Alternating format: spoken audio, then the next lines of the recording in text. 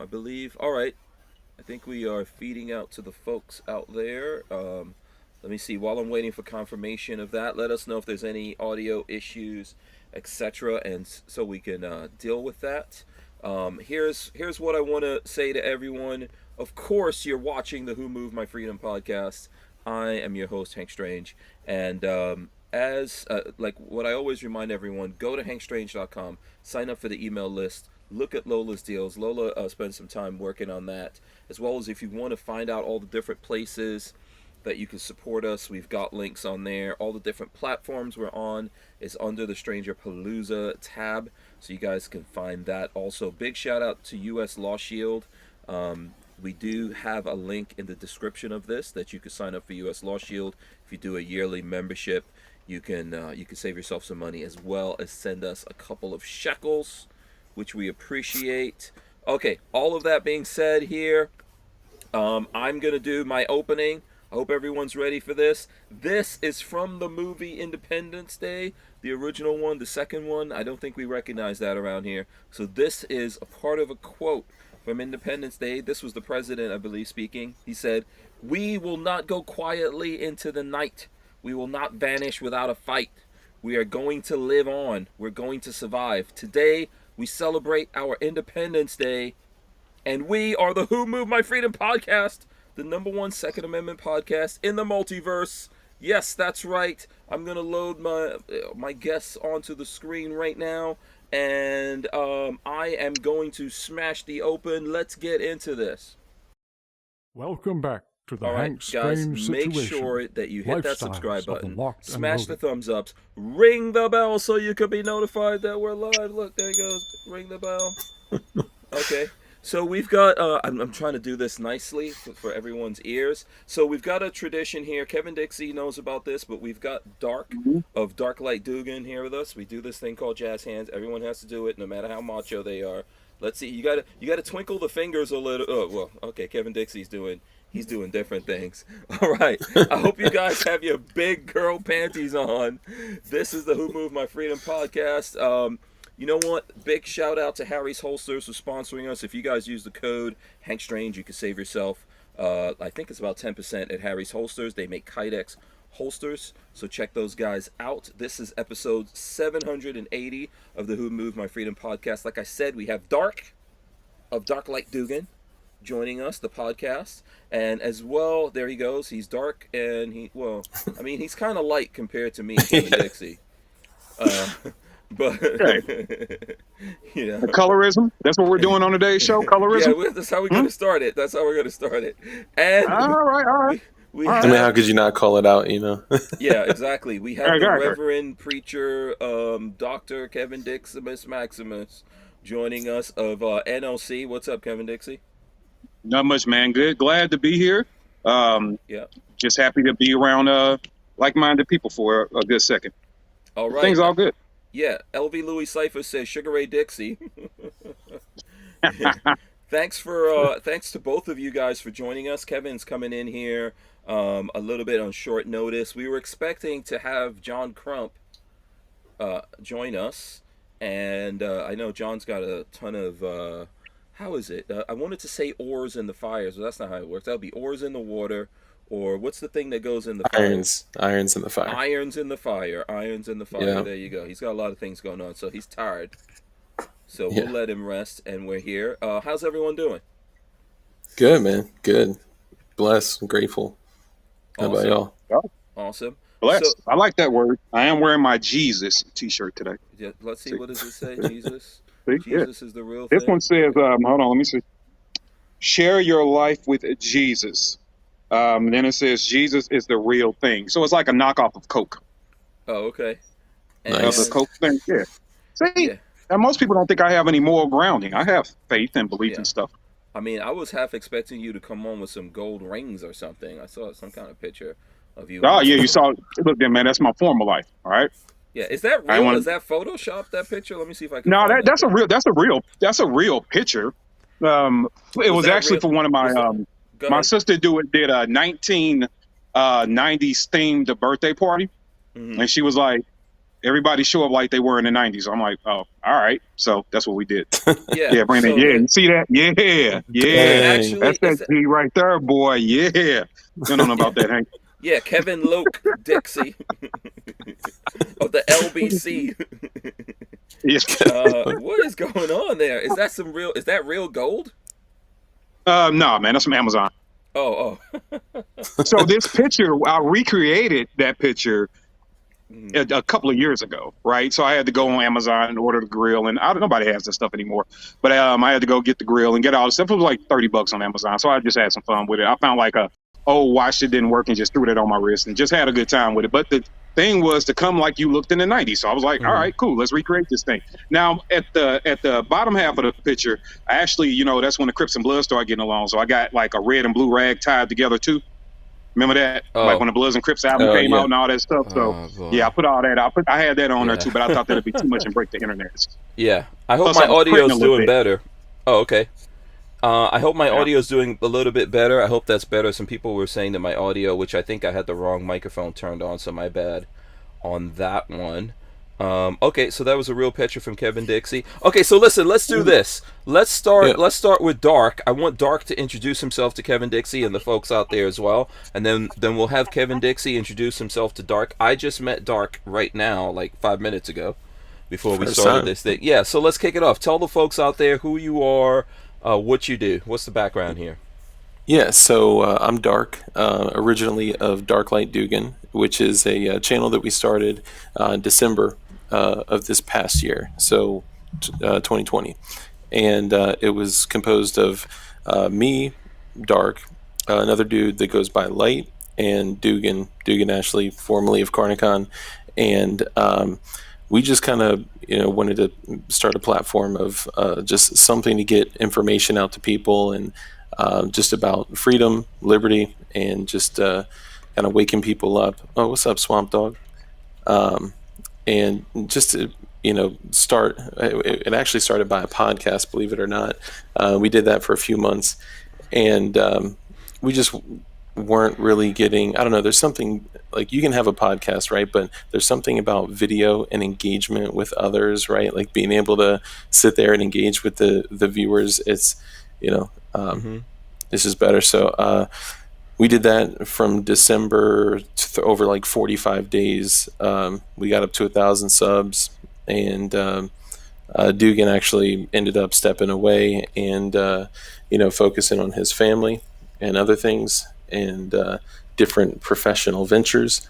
And Light, throughout all this, kind of had to do the same thing. So I've really been kind of at the helm of it, and just focusing on teaching people, how to find their liberty.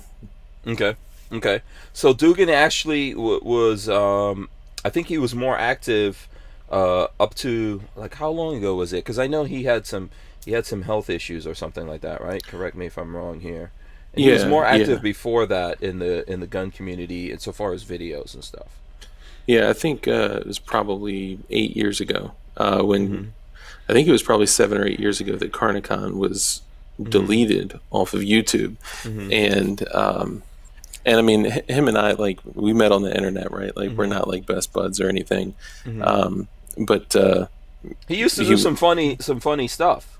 Oh yeah, I mean, he was way ahead of his time, man. Like Carnicon was like, just I would say at the time one of the best gun channels, gun comedy, information channels that was out there. Period.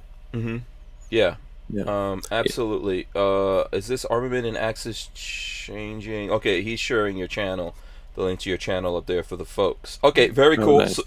So there you go. That's kind of the background there. Kevin Dixie, you want to hit for the uninitiated to Kevin Dixie and NOC?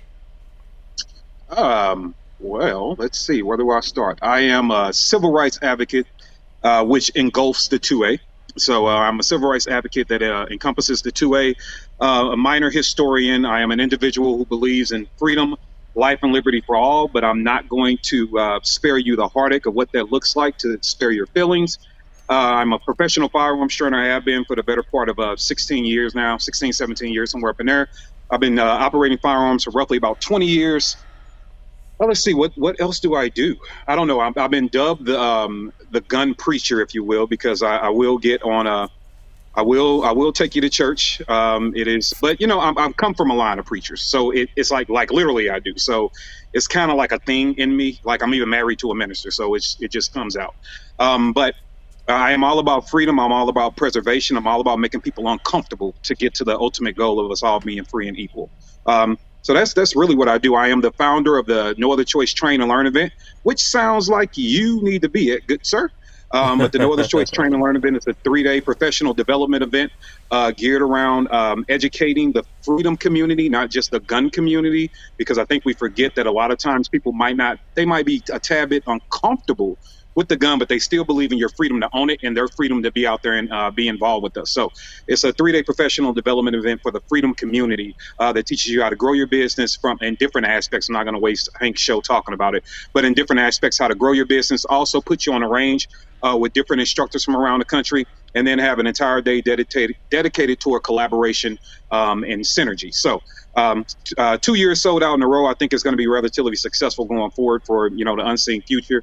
But that's ultimately who I am. I'm Kevin Dixie. You have never wasted our time on the show. Oh, okay. Never, all right. Some people have. We won't call names, but not Kevin Dixie. You got a list. You got a list somewhere. Oh, Lola has a list. Trust me. But not Kevin Dixie. Not at all. Mm-hmm. No, that's who I am. I am. I do make people a tad bit uncomfortable. I'm not afraid to get into the issues at a nuanced level. And I don't have a political affiliation, which I think more Americans are starting to come to terms with. We just want to be free, want to be left the hell alone. We want people to do right by each other. So I'm trying to help guide America toward, hey, set the political BS to the side. And if you happen to side with somebody that believes in a political way of thinking, cool, that's your freedom. But don't allow your tribalism to override your freedom. Right. And that's where I want everybody to get to before we get together. That's freedom over politics. Right. That kind of thing. By the way, I'm Hank Strange. I come from a long line of pirates, and I'm married to a pygmy. I keep it short. Okay, I'm just kidding. Short and strange. Lola, I don't even know. I don't even know if Lola's in here. Oh, I'm in here. Oh, she is. I can't see over the back of her chair. Okay. All right. So there you go. You guys have the basics here. I don't think we're gonna have any problem getting into the conversation tonight. I don't know what particularly folks want to talk about. I was telling Dark behind the scenes. You already know this, Kevin. We don't really plan what we get into. No, not unless there's something going on. So if there's things that folks out there do want to talk about, want to know about, if they want to know stuff from Dark, if they want to know stuff from Kevin Dixie, let us know. You know what? If I may, Hank, I want to get this out the way because I haven't talked to you since you did. So I want to give a big thank you to you and Lola. And I want to tell you some things that other people might not have known how to articulate to you. So we knew you had prior obligations to train and learn, but you guys still made your business to come by and get some free food. That's just kind of what black people do. Yes. So you did make it your business to come do that. Yes, I do that. But that is in my blood. And you came there. We were in our downtime, right? We were having bourbon, cigars. It was around the campfire, the bonfire. I'm sorry, and we were all just kind of talking. Am I still here? Or we froze? No, you're here. You're here. We got you. Okay. And it was kind of the downtime, right? Some people were shooting night vision in the background. We got to see the Starlink. That was really cool, by the way. Yeah. And we got to see all those things, and it was great. But I saw you, and I was hosting, so I was moving around.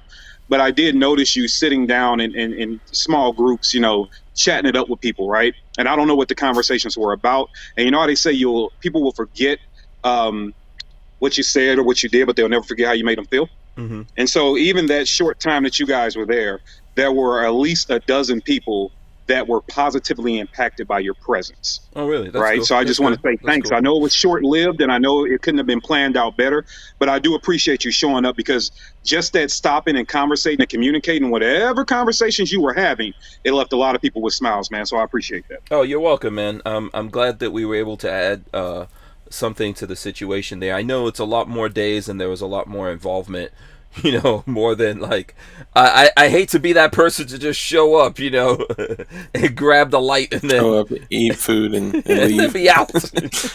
Right. Damn it. Yeah. I still didn't get any of that food. I didn't even eat myself. I believe it. I believe it was good food. That's though. what happens when you're hosting. Yeah. Yeah, it's funny. It does seem Yeah. like because I obviously hadn't had the chance to really like meet you, Hank, but it does seem like you're a dude that contributes to others, and that's huge. I mean, you don't see that like nowadays. Like, and actually, Kevin, one of the things you hit on, what we typically see is people like through just politics and the mainstream media, telling people what to think. We're in this place where I mean, it's almost like the total bifurcation of our country, right? Like sports teams on steroids. So, I think we need to do more of, bringing people together and contributing to others. Yeah, that's true, man. I'm a fan of this guy already. Yeah. How old are you, Dark? How old are you? If that's not like being, too rude. I think 34 now. I think 34. You think? Yeah. Okay. Yeah, I was. Yeah, no. So I track with my like when my daughter was born. So I'm like, okay, when I turned 30, she was born. So yeah, 34 and a half. Okay, cool. Yeah, Yeah. like I'm 49, man. I'm pushing 50. What? Yeah, I'm an old dude. What they say, like black don't crack. It's a real thing. Yeah, I mean, it's yeah, for real. it's crazy. It's for real. Yeah. Unless you do crack. Yeah. Now, if you actually do crack, it will crack. Yes. My secret is to stay fat. If you stay fat, you look younger. That's funny. But yeah, listen, the reason why I ask is because I think I'm trying to gauge whether or not people realize where this started changing in America. I've been living in America since, like, living here. I've been visiting for a while before that, but living in America since 1983. And back then it wasn't like this. Where do you guys, we can start with Dark and Kevin Dixie. Where do you guys think, was it always like this in America? I know, like, American history in terms of people relating to each other and all that, it's not always been perfect. But I don't think it was this bad when I came in the 80s. Am I wrong with that? No, I don't think. Is it cool if I go first, Kevin? Yeah. Yeah, absolutely, man. So I think that thinking back. So I was born in the later '80s, right? I don't think whatever. I was born in '87, right? So all those people that are tracking down my information, like, yes, I finally got his birth year, one step closer to finding him. Yeah. No, I'm playing. When we were kids, at least in the like type of conditions that I grew up in, they always said there's three things you don't talk about. You don't talk about politics, you don't talk about money, you don't talk about religion, right? And transitioning like to just 2 or 3 decades later, it seems like the only conversations we are having are about those three things, right? Yeah. We're in this world just kind of like trapped in this world of consumerism and things and money and convenience, and so much so that we don't even realize that we don't actually have control of the stuff that sustains us, right? Like, we don't have control of our water, we don't have control of our food or shelter or security. Sorry, that's a whole other thing, right? But I mean, I guess to answer your question, at some point we started to transition from these are things that out of respect we don't talk about to respecting or caring for others doesn't matter. We want to enrage, verbally assault and convert. I don't know what point that was, though. Yeah. We got evangelical with all our feelings. And then whatever we had in common kind of disappeared. Kev, what's your take on this? Well, let me answer one real quick question. Night Train, I try to keep up with the chat, talk to the people. Oh, okay. Night Train asks what denomination I am. I was raised a Protestant, but I'm pretty non-denominational. I don't hold people to a particular thing. I don't even care if people aren't Christians. It doesn't bother me. I just got my own moral values. But yeah, raised a Protestant, but I operate more non-denominational. To the question, here's my thing. I honestly believe that the same amount of stuff with small variations has been occurring. We just have easier access to it now, right? Okay. The cell phones, the power to communicate, all these things, we get the information so quickly. So I don't really think that things have changed. I think that households were more private. To his point, we stick to these things, but there were always extremists one way or another that were out there shouting. They just weren't as loud because you couldn't hear them. And now you can hear everybody. Everybody can share their opinion, and you can know about it. They can think about it at 12 o'clock, and you will know about it by 12:30, right? So I think that we have a lot of that. And one of the negative consequences of that is we get so much information in. I think we all experience information overload. So the only thing we know how to do is ignore a certain amount of it, pick a corner to get into, and hang out with the folks in that corner, and ignore all the relevant information that might be coming our way because we just got too much of it. We don't care, and we're going to become tribalistic because we are by nature, and we just fight it out that way. And so we miss the opportunity of unity. As a matter of fact, anytime somebody says something about unity, themselves, when they say it, they're viewed as being soft, right? Like, no, get out here and fight. We got to pick something to fight about. And I'll often tell people, man, look, it's so many different things. Hell, if I don't agree with people on more than half of the stuff they say, and I'm never going to agree with people because I find myself disagreeing with myself all the time, right? So I can't agree with you if I can't even figure out all the time what I believe in on a particular thing, right? Opinions change, right? You get new information, you're like, oh crap, okay, didn't know that, right? So I just think people are trying to look for a reason to fight. I think it's entertaining to them. And I think that it feeds the pessimistic nature of so many people that it's like, I have to find something out there to be mad about. Getting on Instagram and just looking at puppies and, kittens falling out of trees and shit isn't funny. It's not entertaining me anymore. I need something to be negative, derogatory. Somebody tell me about the Kardashians raping kids in Ethiopia. Somebody give me something negative because I want to be fed something negative. And I think that's just where we go, which is why we chop each other heads off all the time. And then the last thing I will say to that is that a lot of grown people still act like they're in high school. Right? Yeah. You still act like you're in high school. You are mature in age. You're not mature in thought. You're not mature in maturity. You haven't grown to really see that the nuance and the variations and things in conversation, and the fact that we are now the adults of the world should really put some onus on that and say, well, my responsibility is to have a conversation with people and see how we can create and build together. And if I really disagree with you, how to keep whatever you're trying to do away from affecting, everyone else's lifestyle. But bickering and arguing, and we getting to threaten people's families, and we want to shut their businesses down just because we disagree with them. I think that's the pettiness and the lack of nuts that many people have adapted to. Yeah, it's funny from what you're both saying. Like, I remember, even when I came here, or maybe it's just how I grew up as well. It was always interesting to talk to different people. You don't have to agree with them. It was interesting to talk to different people, different religions. I grew up with people around me that had different religious beliefs, and it was all good. You don't have to agree and all that, but you can listen to what someone has to say and say, okay, maybe ask them questions and stuff like that. But yeah, I think we got to a point where everyone has to be converted to one way or the other of thinking, and if people don't want to do that, they have to be destroyed, kind of a thing. Does that make yes? And what I think it was like what you were just saying, like an individual would have to come from curiosity, right? Like they would have to come from a place of like, maybe I should learn more about that, right?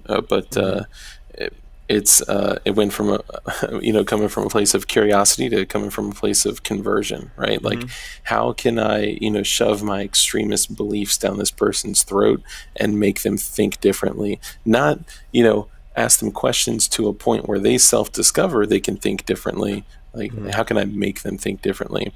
And there's a crazy quote by Abraham Lincoln, and it's what is it? It's, I don't like that man very much. I must get to know him better. And like that always hit me like, whoa, like that's deep, because like that's truly coming from a place of like curiosity and like, like how quick do we make decisions on like, I don't like that person, like, you know, out of your life forever. Also, one thing that Kevin said that was great is like the speed at which we get and give information is nuts, right? Like, you know, so we can just as easily make decisions and cut things and people off like that. And, you know, so we're living and dying on changed, headlines right now. Yeah. Oh yeah. Oh yeah.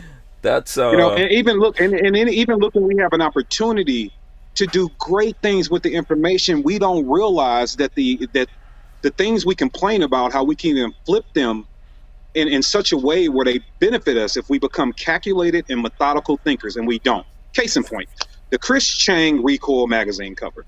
Okay. I'm like, this thing is driving people up the wall. Now, I was dealing with, my pop dying, so I wasn't able to engage. I was emotionally condolences drained. on that, man. I had to give everything to camera. Yeah. I appreciate that. I'm sorry to hear that, man. So, thanks, man. So I get to, when I finally get a chance to like really take it in what's happening, I'm like, let me get this right. We are, and when I say we, I'm the freedom community. Yeah. Did Dark? Did you? Sorry, Kevin. Are you aware of what we're talking about here? The Chris Chang Recoil cover. No, I'm unaware. Yeah. You want to explain that first, Kev? Just for sure. if there's so some people Recoil that aren't magazine, is Recoil magazine, right? They're a staple. Yeah. Mm-hmm. Well, Chris Chang, also known as Top Shot Chris on Instagram, Chris Chang is a gay man. He's a gay Asian man, married to a man, lives in San Francisco. That's who Chris is. Chris is also a former Google guy, right? I forget exactly what he did at Google, but he's a former Google guy. And Chris Chang can run a gun. He can flat out shoot. So he won the show Top Shot. I don't know if you remember that show. Had about 5 or 6 seasons or whatever it was, Top Shot. So that's where he gets the nickname Top Shot Chris from. He's an author. He's also a 2A advocate. He was one of the guys. He was one of the guys on Top Shot. Sorry to just jump in here. So like my friend Peter Palmer was on Top Shot the first season. He's a Marine Scout sniper. But Chris Chang was like just a gun dude. Yeah. He went in there and whooped him. Like beat a SAS dude. Like. Yeah, respect to that. Yeah, he can run a gun. Right. And Chris is I'm looking at the cover right has now. spoken in front of Congress. He's spoken to various senators. Like the dude is in the fight for freedom. He is flat out in the fight for freedom. And he's a buddy of mine. So I did take it a smidget personal, but then I had to cast it to the side so I can have a intelligent response to the people out there. Well, Chris gets on the cover of Recoil, and he is wearing a modification of the American flag, which is the LGBTQ colors, right? The rainbow colors. And that pissed a lot of people off, right?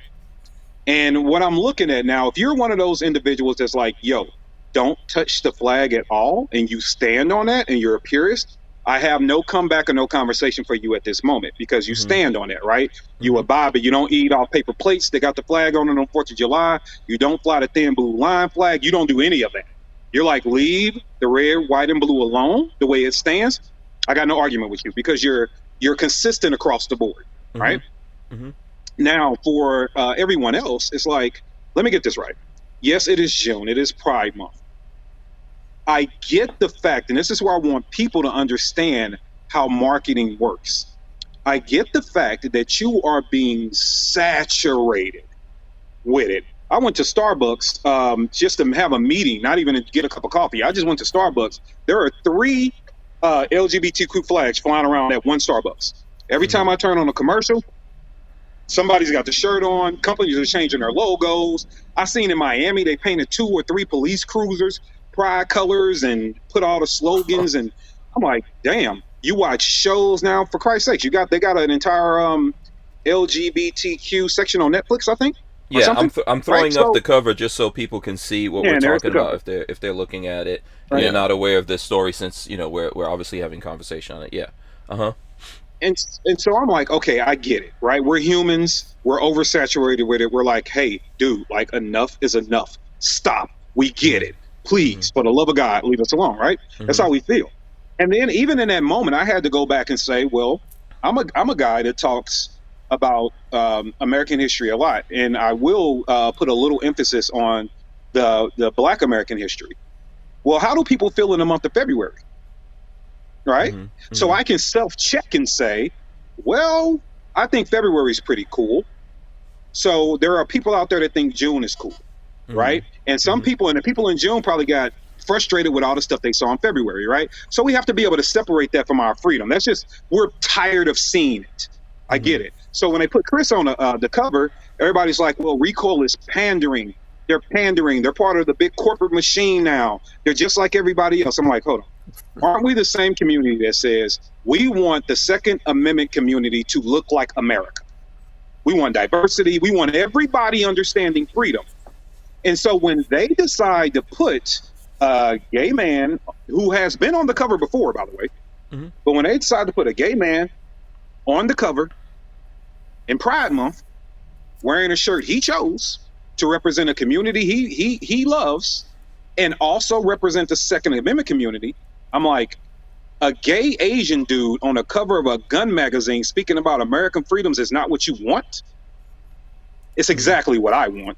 Yeah. Right. So I'm like, we aren't processing things correctly, and that's why we constantly lose the fight for freedom. Put your pettiness to the side. Yeah. Oh wait, what happened here? Okay.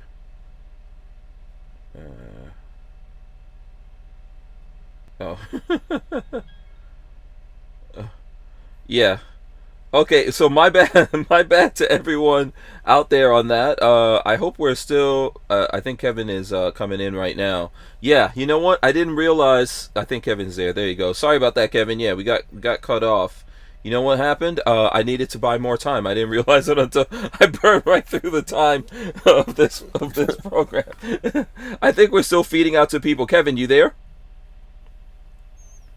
I think he's there. He's there. He's got to get all set up again.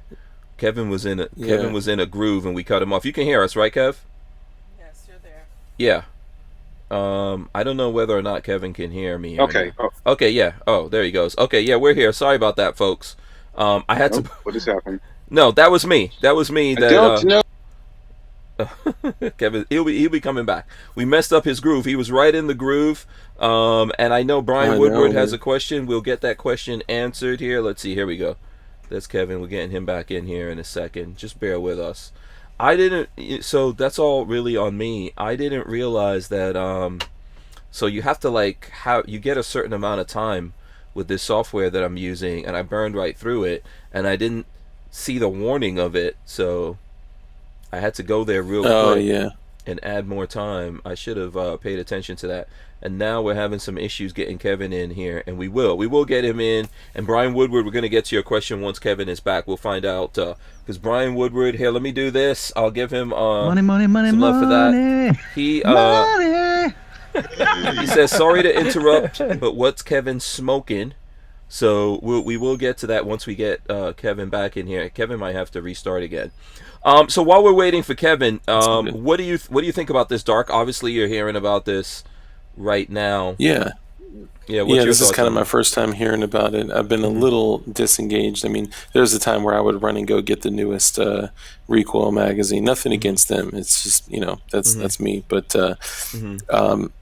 I think this kind of falls back into that bucket of everyone sees this and they're like, well, those aren't my values.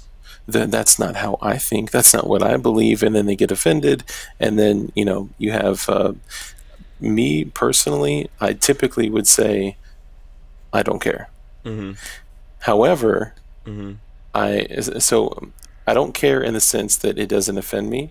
I'm not bothered by it. And I think, but I like what Kevin is saying, that it's putting a positive spin on it. That, I mean, this is exactly what we want. We want, diversity within, I kind of hesitate to even say the 2A community, right? We had a conversation about this on our podcast and stream, because it's like saying the shovel community. Right, like the I get it. Like that's a good analogy there. Yeah, but I mean, I think it's Kevin's true, because I mean, though they're Yeah, Okay, go ahead. nice. I'm listening to you. Yeah, Um, I just see Kevin is getting set up, so we can see you, Kevin. You just uh somehow frozen. Yeah, go ahead. Sorry, my bad. yeah, I think it's just taking a second to get the audio Mm-hmm. back too. Mm-hmm. Mm-hmm. But yeah, I mean, I think it's a positive thing, and you know, despite people's individual beliefs, and I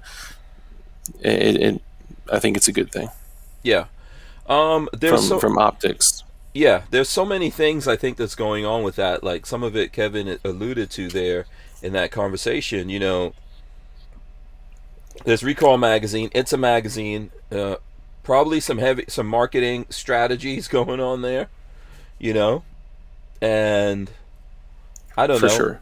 I mean, they've got to do what they have to do to get people to look at it. So probably that's part of it. For sure, I would say the person. I don't know if Ian is. I think Ian is still running. So far as I know, Ian is still running Recoil, but I don't keep up with Recoil either. I'm kind of like in the category of what you're saying. Like I don't actually keep up with Recoil. Kevin, I think you can. Can you hear us? Yeah, we've got Yeah, pay video your damn bills, man. The hell wrong with you? I didn't see that this thing just does a countdown, goes to 0. It's no like red flashing thing like, hey, buy. They don't send me an email. It's just like, boom, cut you off. Boom. You got to buy more time. I was on the roll. Shit. Yeah. So You guys remember that back in the day? Like, oh, I got to add more minutes on my phone. yes, that's how these guys. That's Yes, how sir. that's how they're doing here. Let's do this before I give my answer. Oh, so Brian Woodward asked this question, Kevin. He wants to know what you're smoking. Oh, tonight's smoke is the Victor Sinclair. This is the triple Coral Joe, I believe that's how you pronounce it. Triple Coral Joe by Victor Sinclair. Okay, I don't boom. know if There that you thing go. is even on the screen there. There we go. Yeah, there you Bam. go. Yeah, it's showing up. There you go. John Doe Yep, says so he's that's only, what that this is. yeah, he's only here for Kevin. So here's what I was saying, Kevin. I don't know how much of the conversation that you caught, if you caught Dark's response to that. And I think if I'm just going to paraphrase you real quick, Dark, if you want to. I think a lot of people don't really care. There are some people who got obviously like really, and not in a bad way. Like either way, this doesn't really matter. You know, it's not like anything to get mad about. Are we here? Are Yeah, we you're here? good. Yeah, you're good. Yeah. I did hear his analogy, the shovel community. I thought that was hilarious. Mm-hmm. I absolutely did hear that. And I think that that's a good point. That's why I try to say freedom community more and not, just 2A. And I still mess up and do it all the time. But no, he's right. Well, we have to. Go ahead, And even Ken. when you guys spoke about marketing, it's one thing that when people were like, well, in this horrible marketing, we're tired of seeing it. I was like, so if they would have put him on the cover in August, you wouldn't have been mad. They put Maj Touré on the cover in November of last year. So you mean to tell me if they would have scooched him over 2-3 months into the month of February, then all of a sudden you would have had a problem with it. Although he was wearing a shirt on the cover that said all gun control is racist. So you were okay with the message because it came in November. But if they would have put that in Black History Month, now you're going to be mad at Recoil because they are taking advantage of the market that's been created for them. Marketing 101, go to the market that already exists. The society has created the market for you. So all you're doing is going there. And if it's the month of June, where a lot of people are paying attention to these issues, including people that may or may not understand how we view freedom, then I want them paying attention to that. I want that community to look and say, oh, damn, somebody that believes in what we believe in is on a cover of a gun magazine? What's that all about, right? And let them come do some more Every digging. time If they click the Instagram page, they probably won't come back. Yeah, first of all, I don't read Recall magazine. I don't give them money. I think Recall maybe is probably one of the better gun magazines of whatever's out there. It's definitely the only one I even know the name of. But it really doesn't, like, magazines don't matter to me, but I'm not hating on them either. If I see my dudes if I see people that are my friends on anywhere, I don't care. You could get arrested. You could be on a wanted list. I'm gonna be like, oh shit, that's my boy right there. I gotta share this. I mean, that's how I buy this edition of America's Most Wanted. Yeah, that's how I get down. That's how I get down. Friendly. I am friendly with some guys over at Recoil, right? Right. We've chopped it up. We've talked. So what if Recoil decides to hit me up and say, hey, Katie, you know what, man? Enough conversation. Let's put you on next year's February cover. You gonna be mad at me? You know what I mean? No, Like, okay. they're pandering to the Okay, black community. like February Pandering because of Black. See, yeah, Black History February Month, because right? of Black History Month. Yeah. No, I mean, I don't care. Like, however you get on, dude. You know Yeah, I what I'm mean, saying? I think Pandering this by is. definition is to indulge or gratify. That's what pandering means. It's to indulge or gratify. We are all pandered to every single day by every company that exists on this planet. When they put up that new car commercial and it's like the family in the car and it stops right before they have a big collision, they are pandering to the parents that care about their family's safety. That's who Yeah. they're pandering Yeah. to. They are not talking to the dude that drives a souped-up Honda Civic doing 100 down the highway. He is not their target audience in that commercial. Yeah, They are targeting those people. They are pandering to them. here's another thing. So in terms of like that, of like the whole thing of what's going on with some of these companies, I was looking at Joe Rogan. I was looking at Joe Rogan. Who was on there? I think there was like Crystal Ball and another guy. I can't.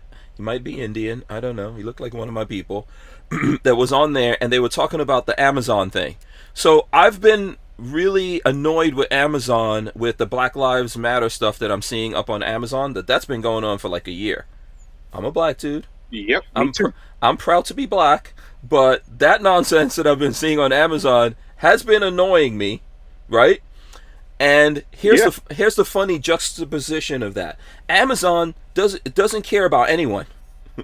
You know, a lot of people that work for them are people of color, but there's people of all colors working for them, right? And they treat everyone that works for them like slaves, and then they pretend, oh, we care about the black people over here. I don't have a lot of respect for that. They care about the. I agree. They care about the the money. lower line on their P&L. That's what they care about. Yeah. And 2A actually says. Oh, let me back up a little bit. So, I had something. But either way, it's okay. I think that this is kind of where even like the world of firearm owners, just so I can try to get away with not saying 2A community, in firearm ownership, even that world has gotten kind of saturated with consumerism, and I think that there's a difference, right? The word pandering is overused and it's been bastardized, just like people calling other people Nazis and racists, and the word doesn't even communists. have its like original, I say that too. I probably say that anymore. too much too. Yeah, I call people communists whenever I get ready. Socialist. That word's okay. That's okay. That one's fine. That one's fine. No, I'm kidding. But see, that's how individuals get, right. As long as I agree with it, it's okay. Right. 2A is in here. What's up, brother? He says, you want his quote? You want me to read his quote? He says the left is shoving all this down our throats. It seems like recall went woke left to me. The fact that I couldn't care less if people are gay is one thing.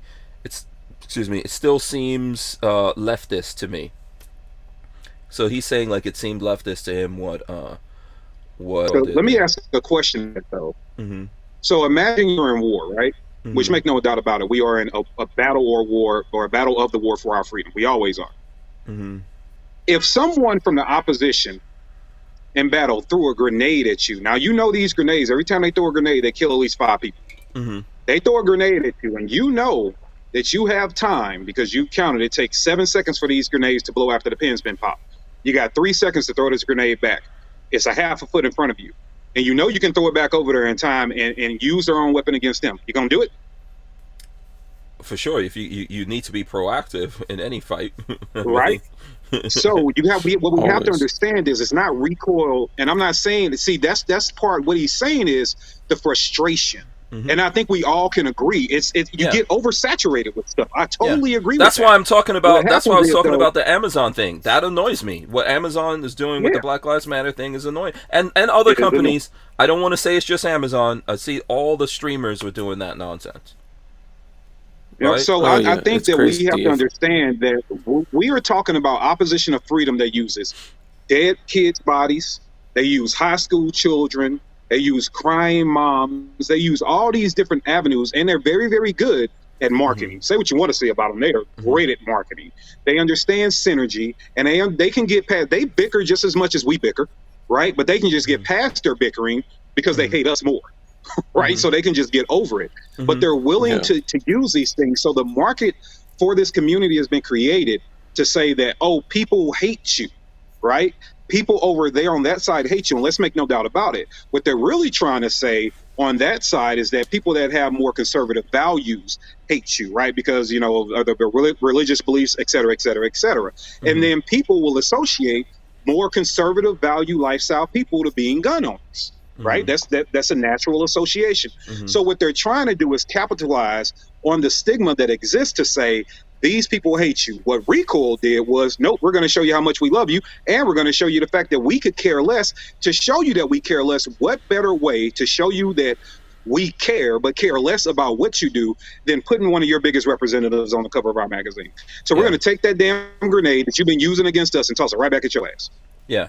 Let me just get this in, and I'm just putting it here for the conversation, and Dark, feel free to jump in, or Kevin Dixie. Brian Quick says it is. I'm not sure what he's responding to there. He says the rainbow flag no longer represents just the gay community. It represents an ideology steeped in far left authoritarian identity, politics. Whether Chris subscribes to that, I don't know. So that's his comment there. What do you guys think about that? Well, I mean, knowing I Chris understand how personally, people correlate that to yeah. The gay pride flag? Yeah, no, Kevin. Yeah, you go Doug, ahead. I'm sorry, I You didn't go mean to cut you off, brother, but I just wanted to address him because he's, Okay. you know, he has, hey, I don't know if Chris, knowing Chris personally, Chris disagrees with a lot of things that are anti-freedom against the left. One thing I brought up specifically, and I don't disagree with his comment about hijacking the flag. I don't disagree with that. What I immediately pointed out, my frustration with sections, not all, with particular sections of the LGBTQIA plus community is their attack toward children. I do not like that. I don't like sexualized stuff toward kids. I wouldn't like it if a married couple was being over sexualized in front of an 8-year-old. I just don't like that. Let kids be kids, right? So I don't like that. And I brought that up. I said, now for individuals that are saying, oh, he's part of a community that is, you know, abusing children, well, so are heterosexuals. Let's just say that, right? So I said it, like, I've never seen Chris promote sex to children. And he responded directly to that comment and said, I'm paraphrasing, but he said, I don't agree with some of the sick individuals that are part of this community, no different than there are other sick individuals that are part of every community. Like, so no, I know when it comes to some of the extreme sickening things he doesn't agree with. And I have to say, when it comes to the left, he disagrees with a lot because he constantly stands up and fights for our freedoms. Well, and that's what I was going to say. As far like, as hijacking the flag, that's one thing. Yeah, so here's what I was going to say about buckets, right? Like, does a person fit in one bucket? Or are we in multiple buckets? I mean, can Chris be gay, let's say? That's what he is, and he represents that. By the way, I have an interview that I did with Chris at the last SHOT Show, which was 2020, right? And we talked about all of this. He's never hit it, none of that kind of stuff. But can he be gay? And maybe for this magazine article, he's, you know, which the marketing part of it worked if we're talking about it. This is the second time I'm talking about it in the last week. Can he be gay and then also be in the conservative bucket?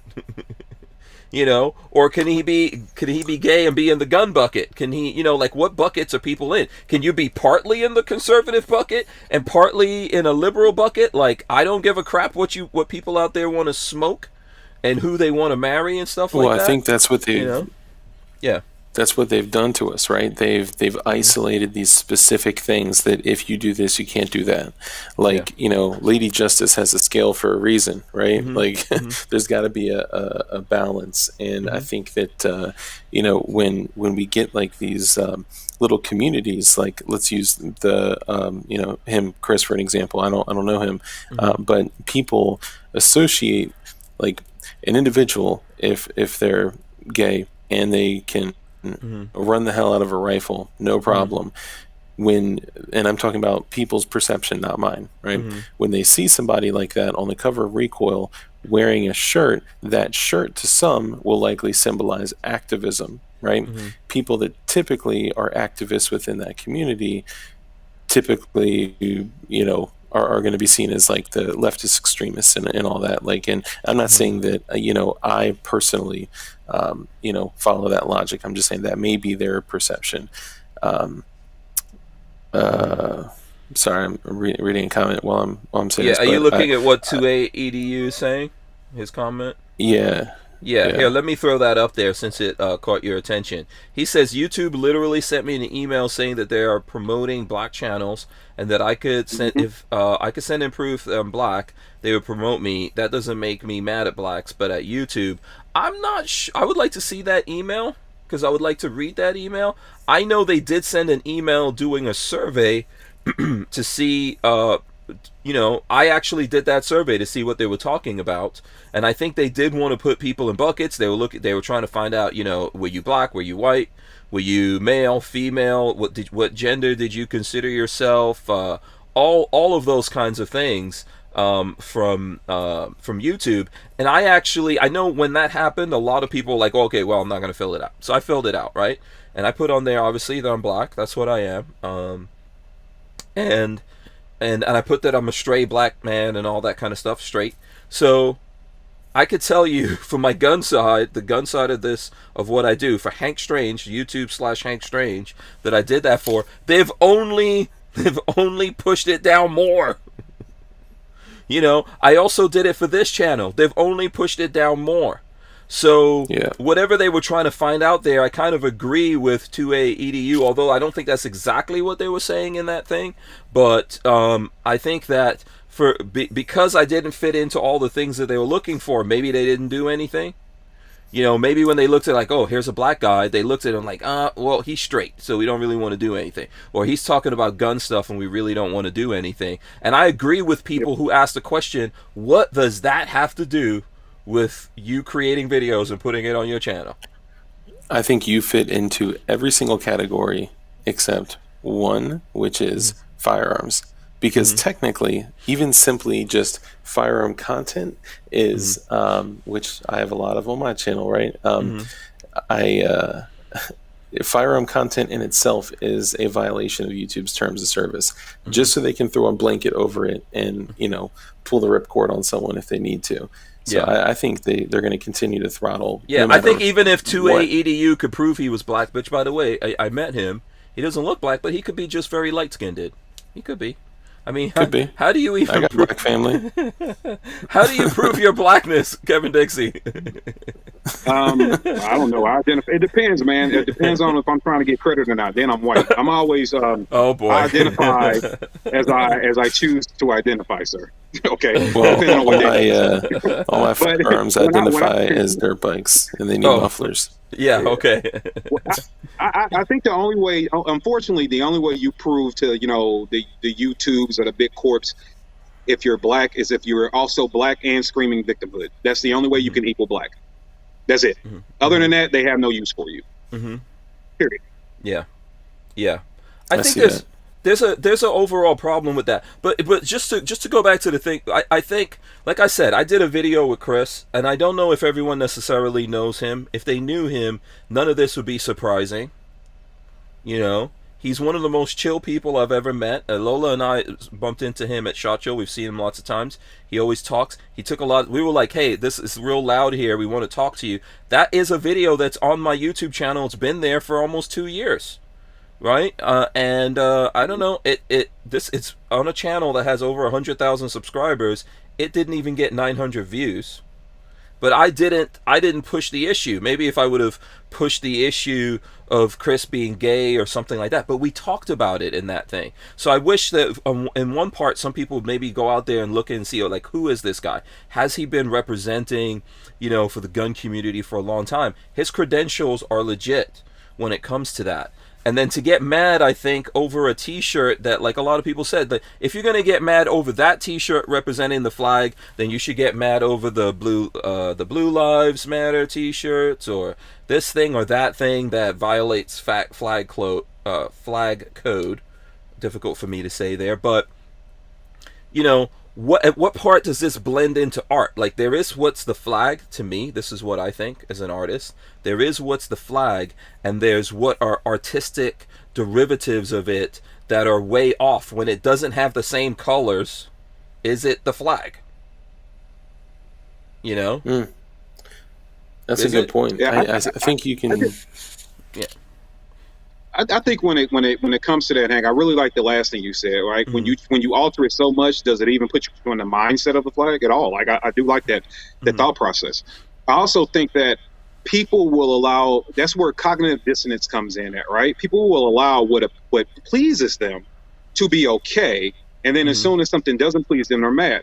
Like there are plenty. If they would have put a cop on the front of that magazine that had a black shirt with the thin blue line flag on it, nobody would have had anything to say, right?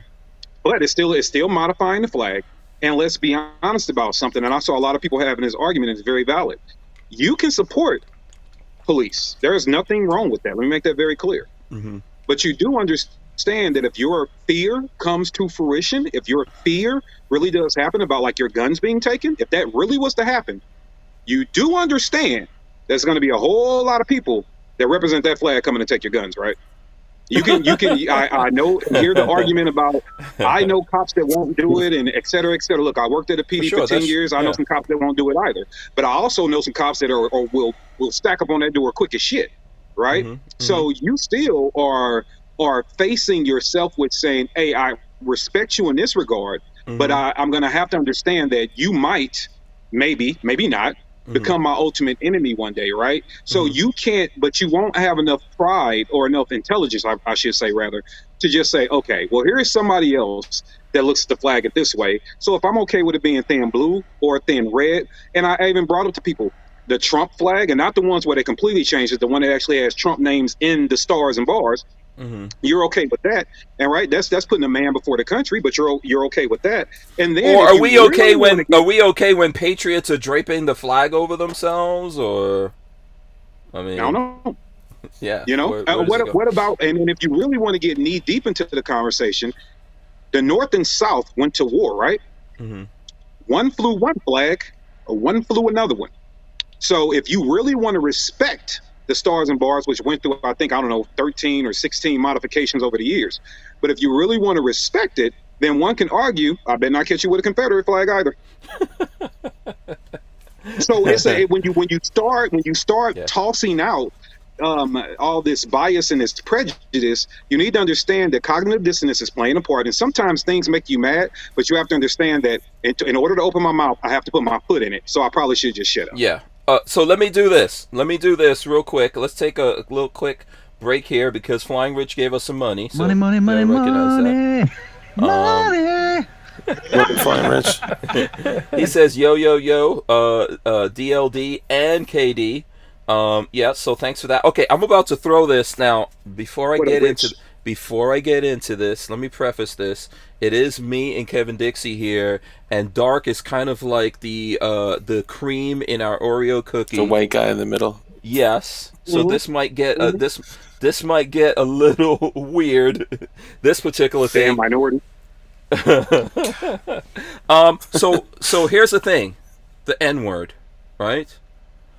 You said this, Kevin Dixie, at the beginning when you were talking about the flag. Like, if you're like a strict flag guy, and any violation of that is a problem to you, good. So when it comes to the N-word, if you're a person who goes, no one should use that, that's a terrible word, no one should use it. Is it okay if you're black and you use it? Is it okay if you're listening to a song and a black person is singing it in a song, but if let's say a white person is singing it in a song, that's not okay? Like, you know, this is the thing, and this is the reason why I brought up the artistic aspect of this thing and the expression aspect of what we're talking about here, because I think there was actually a court case relating to the flag about this, right? About where does it become artistic and creative. Where does all of that land? What do we do here? Can we even do anything about that? Is there anything that we could really do to stop people if we say, hey, this is bad? And I'm going to tell you right now, the way that I feel about the N-word, this is how I grew up. Lots of people around me talk like that, black people. Okay? And then there's some people around me that were not black and they talk like that too. What would bother me if someone, it's like, I think language depends on your emotions when you're expressing it. So if you're mad at me, Yeah, yeah, your intention with your language, right? If you're mad at me and you're trying to use that as a dagger to stab me, then okay, that's one thing. I'm going to get mad about that. But if it's coming at me from a different direction, I'm not going to get mad about it. Some people feel differently, don't use the word at all, whatever. Does this fall into that category? I think when you talk about, I can definitely see, making the association. As thin as I think it might be, I can still see the link. When it comes to the use of the N word, here it is. If it is used, so we understand it is popular because of music and movies. We get that, right? And obviously, we all understand the modification, right? The GA instead of the ER. Like, we get it's art, man. It's gonna start having derivatives. It is art. Yeah. Here is how I feel about it. I have a battle with this for years, right? It's become more of a.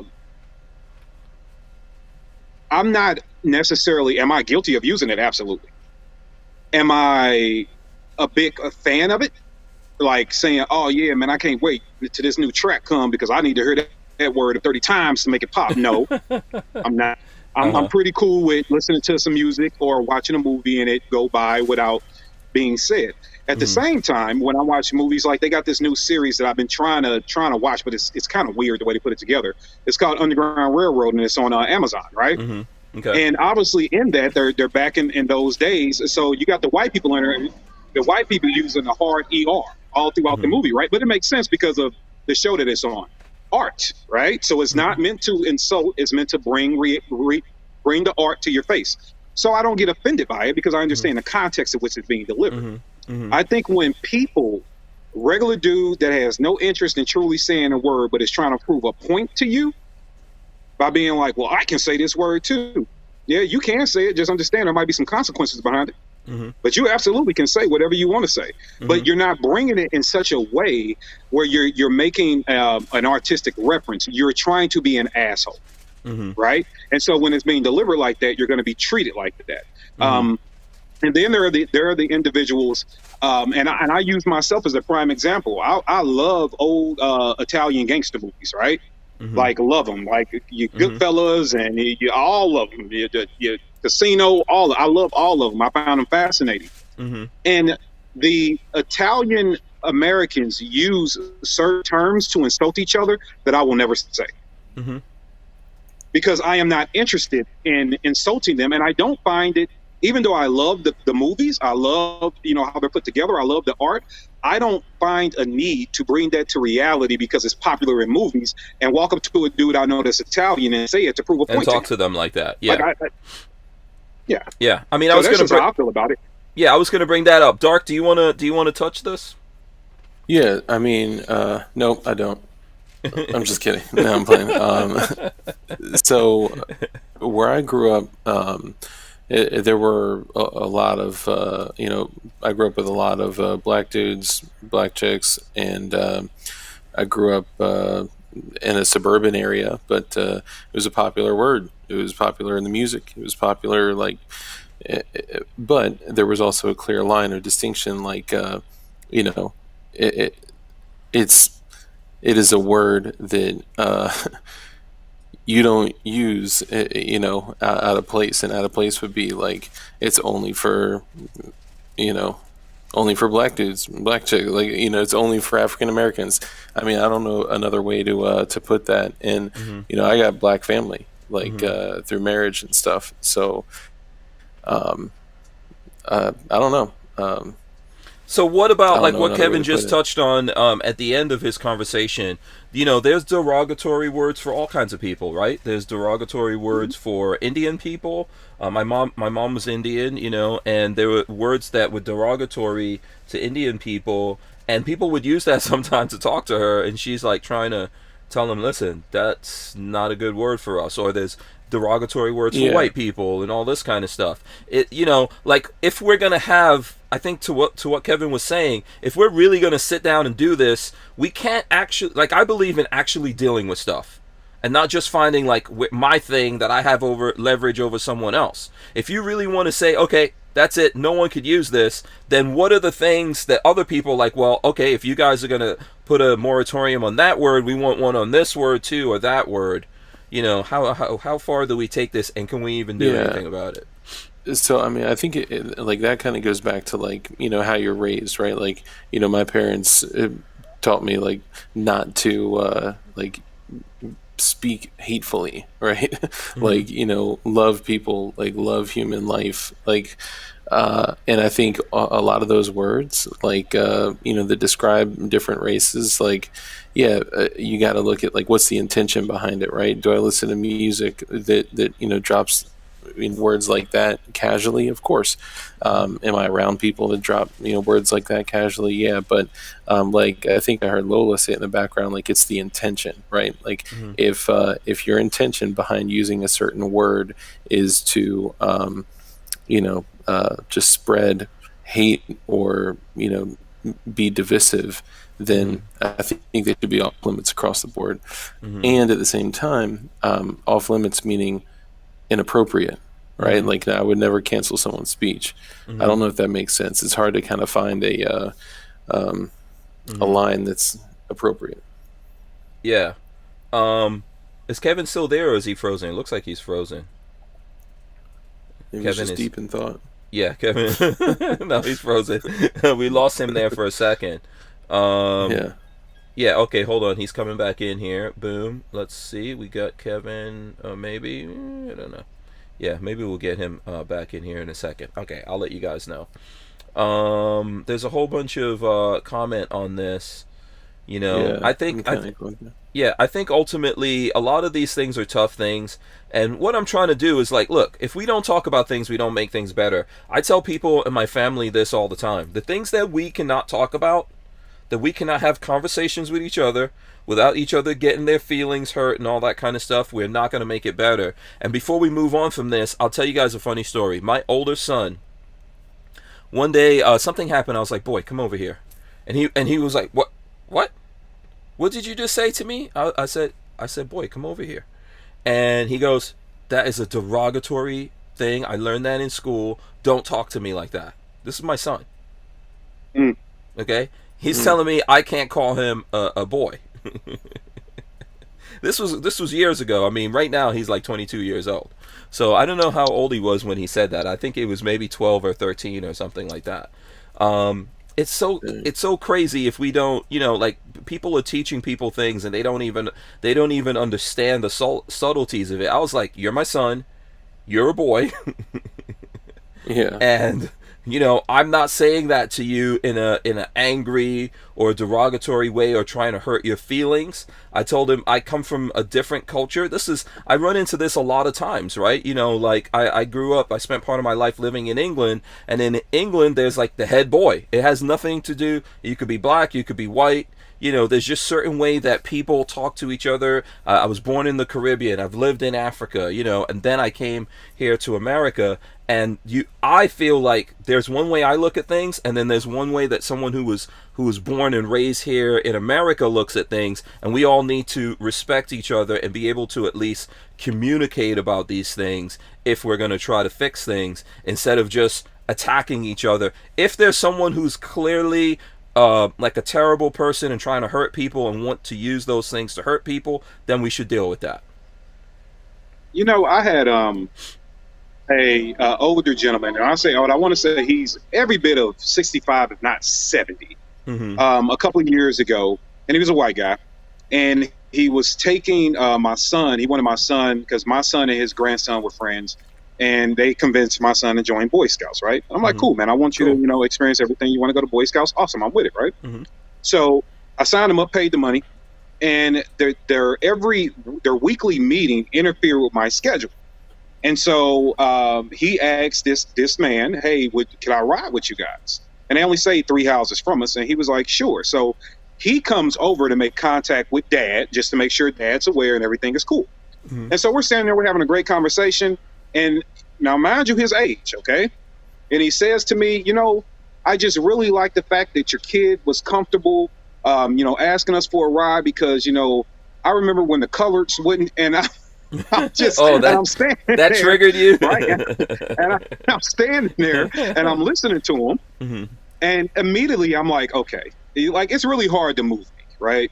And you have to take things in with, look at his age. Yeah. Like, and he's actually trying to make a good point. He's actually trying to say, I'm glad that we've gotten past this BS and we can, at least but help at a point out. At a point in history, to say colored was a respectful way. Respectful. No, it was a respectful way to say it. There was a completely different way to say it. I remember when I first moved. I live here in the country. It's about 99.9% white people. And there was a guy who came over. If anyone ever looks at my videos and they see there's like a massive plot of land behind me, it's over 1,000 acres. And the guy who owned that came over to talk to me. And he said, when I was in school, my best friend was a colored guy. But he's an old dude, like you're saying, Kevin Dixie.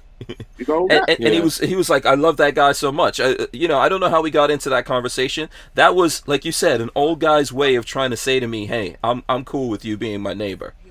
Yeah, I think it's all perception. Yeah. Right. Yeah. Like, the perception of someone my age and then twice my age is going to be completely different. Yeah. And like you said, that was a way to be respectful. Back then, because there's other variations of that word too that were less Yeah, I think it's the same reason. It's the same thing with boy.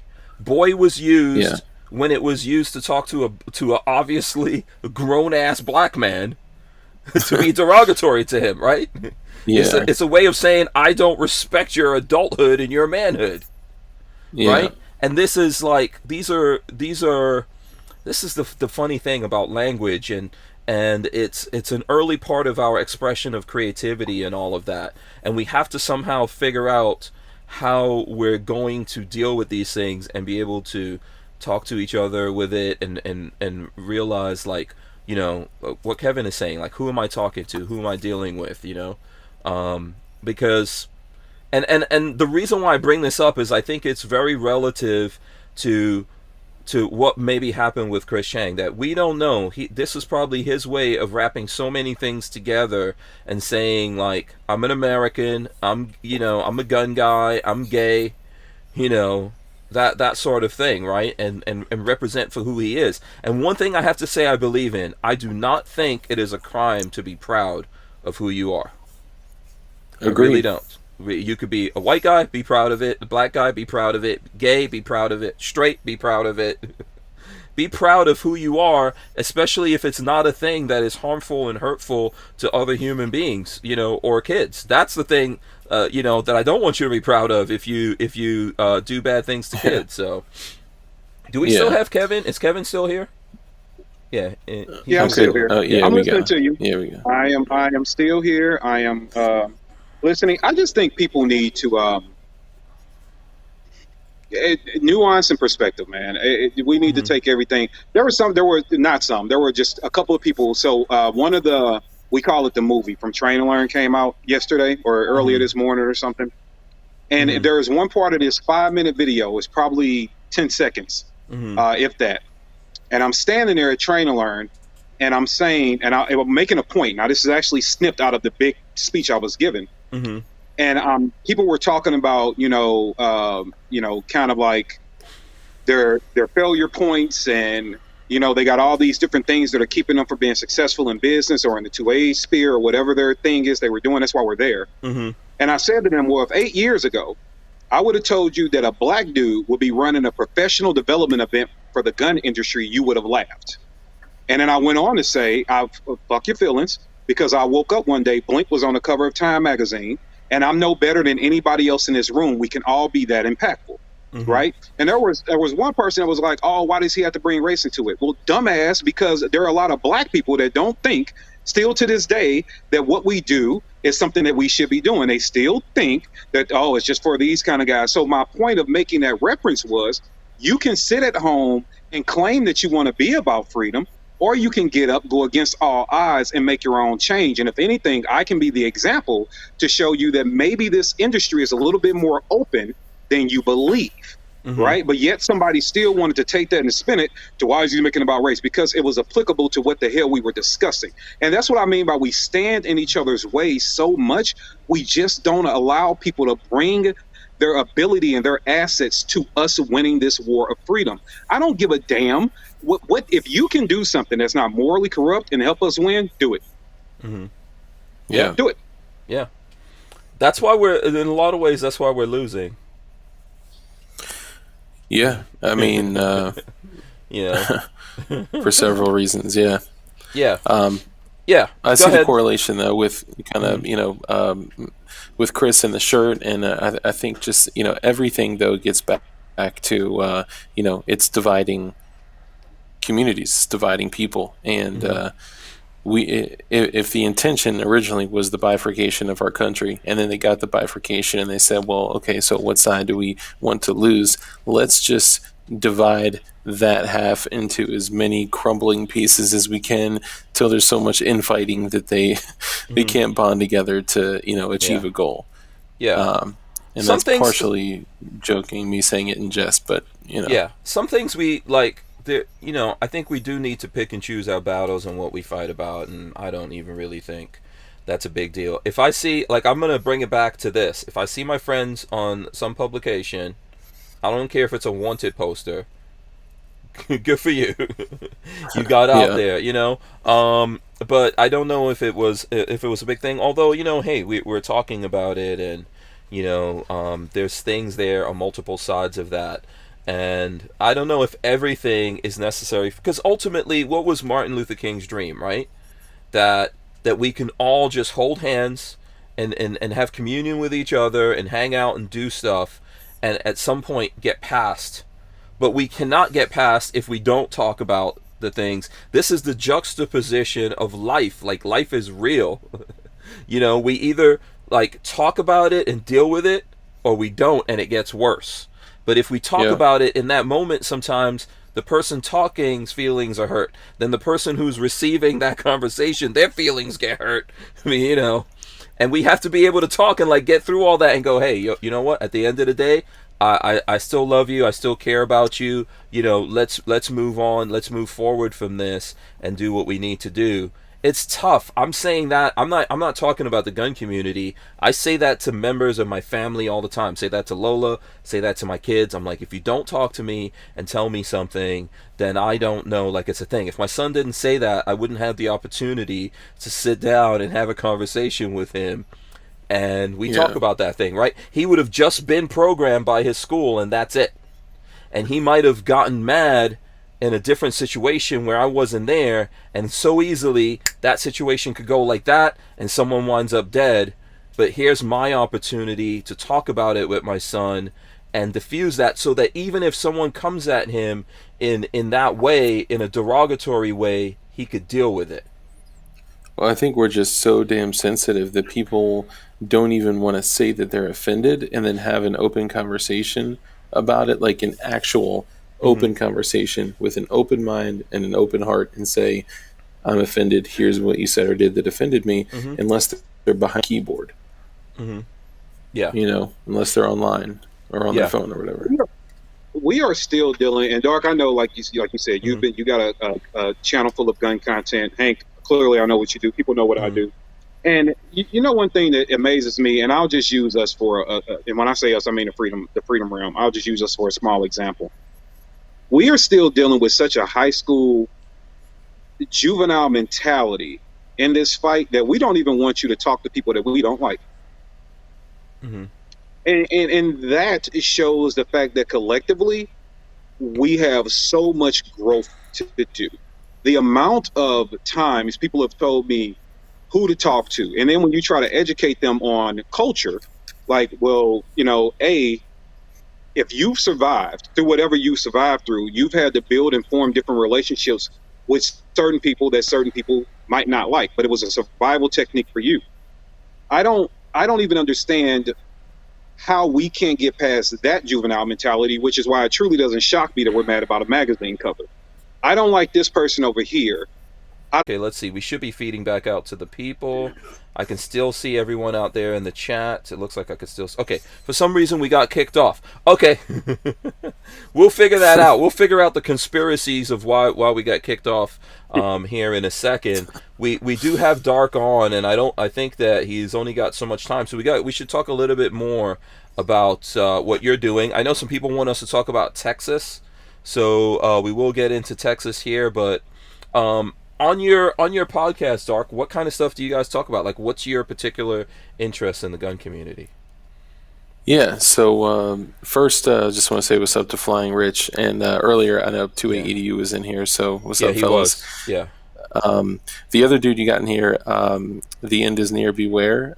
He's the one that kind of connected us in the beginning. Oh, cool. Okay. Shout out to him. Yeah. So, but just a little bit about the channel is that, so I met Dugan and this other dude, Light. It's, part of Dark Light Dugan, but we did change the name, and I'll kind of fill you in about a year ago. And just kind of started spending time, learning more about who each individual is. And we were like, man, our phone conversations are dope. Like, we should just, we should do this, and record it. And we started doing it. But all of it, like everything that we discussed around the premise of freedom and God-given liberties that are protected by the Constitution.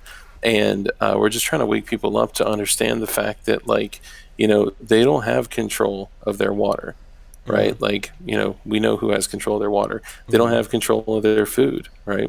They don't have control of their shelter, their security. So we're just bringing in awareness to other people. Not saying that everyone needs to go out and homestead, today. That'd be great. But just bringing in awareness to, focus on the most essential things in your life that will sustain you. And so you do a lot of prepping stuff and gun stuff too. Okay, so you're doing a lot of prepping. Okay.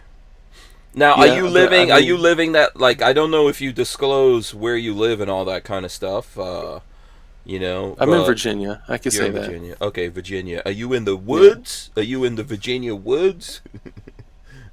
Close to the, I'm close to the woods. I used to be much closer to the city, but last year I kind of moved a little bit further out, so much closer to the woods now.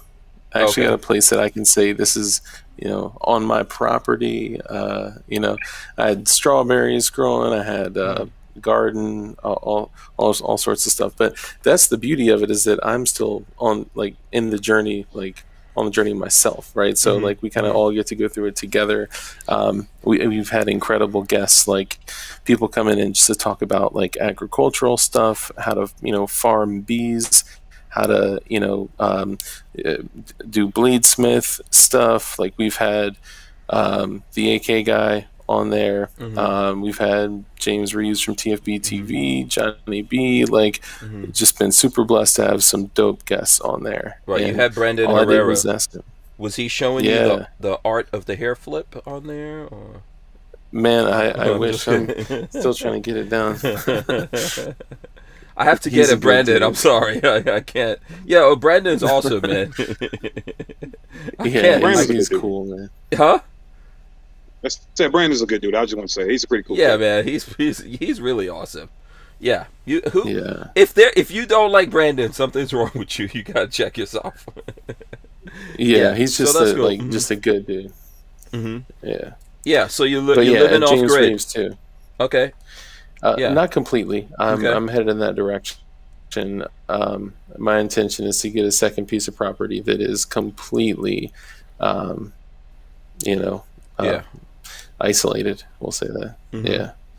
But I'm still on the journey myself, man. I'm just doing what I can to bring in awareness to others that they can have as much freedom and liberty as they want if they choose to not having full control of the things that sustain you is the dangerous part. So we're just bringing in awareness to that. And I think that's a thing people don't think about. A lot of people scream and shout about freedom and liberty, but it's literally something that you live every day. There's of course all these laws and all that we talk about, but it's there's things that impact your life every day. Was there any questions you wanted to ask Dark before he gets out of here, Kevin? The only thing I gotta ask him is when the hell I'm gonna be on the show. Oh.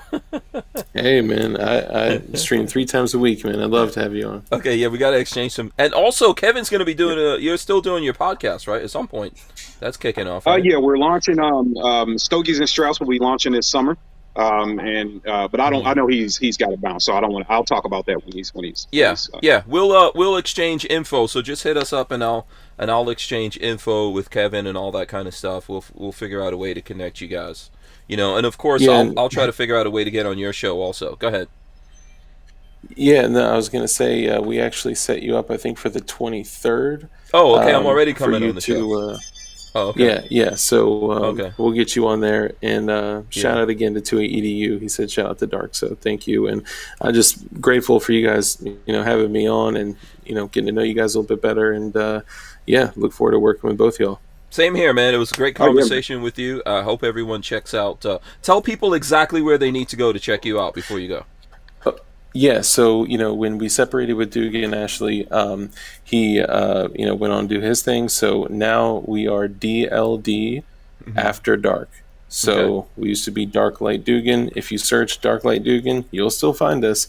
But if you currently we are DLD After Dark, which stands for Dark Light Discussions After Dark.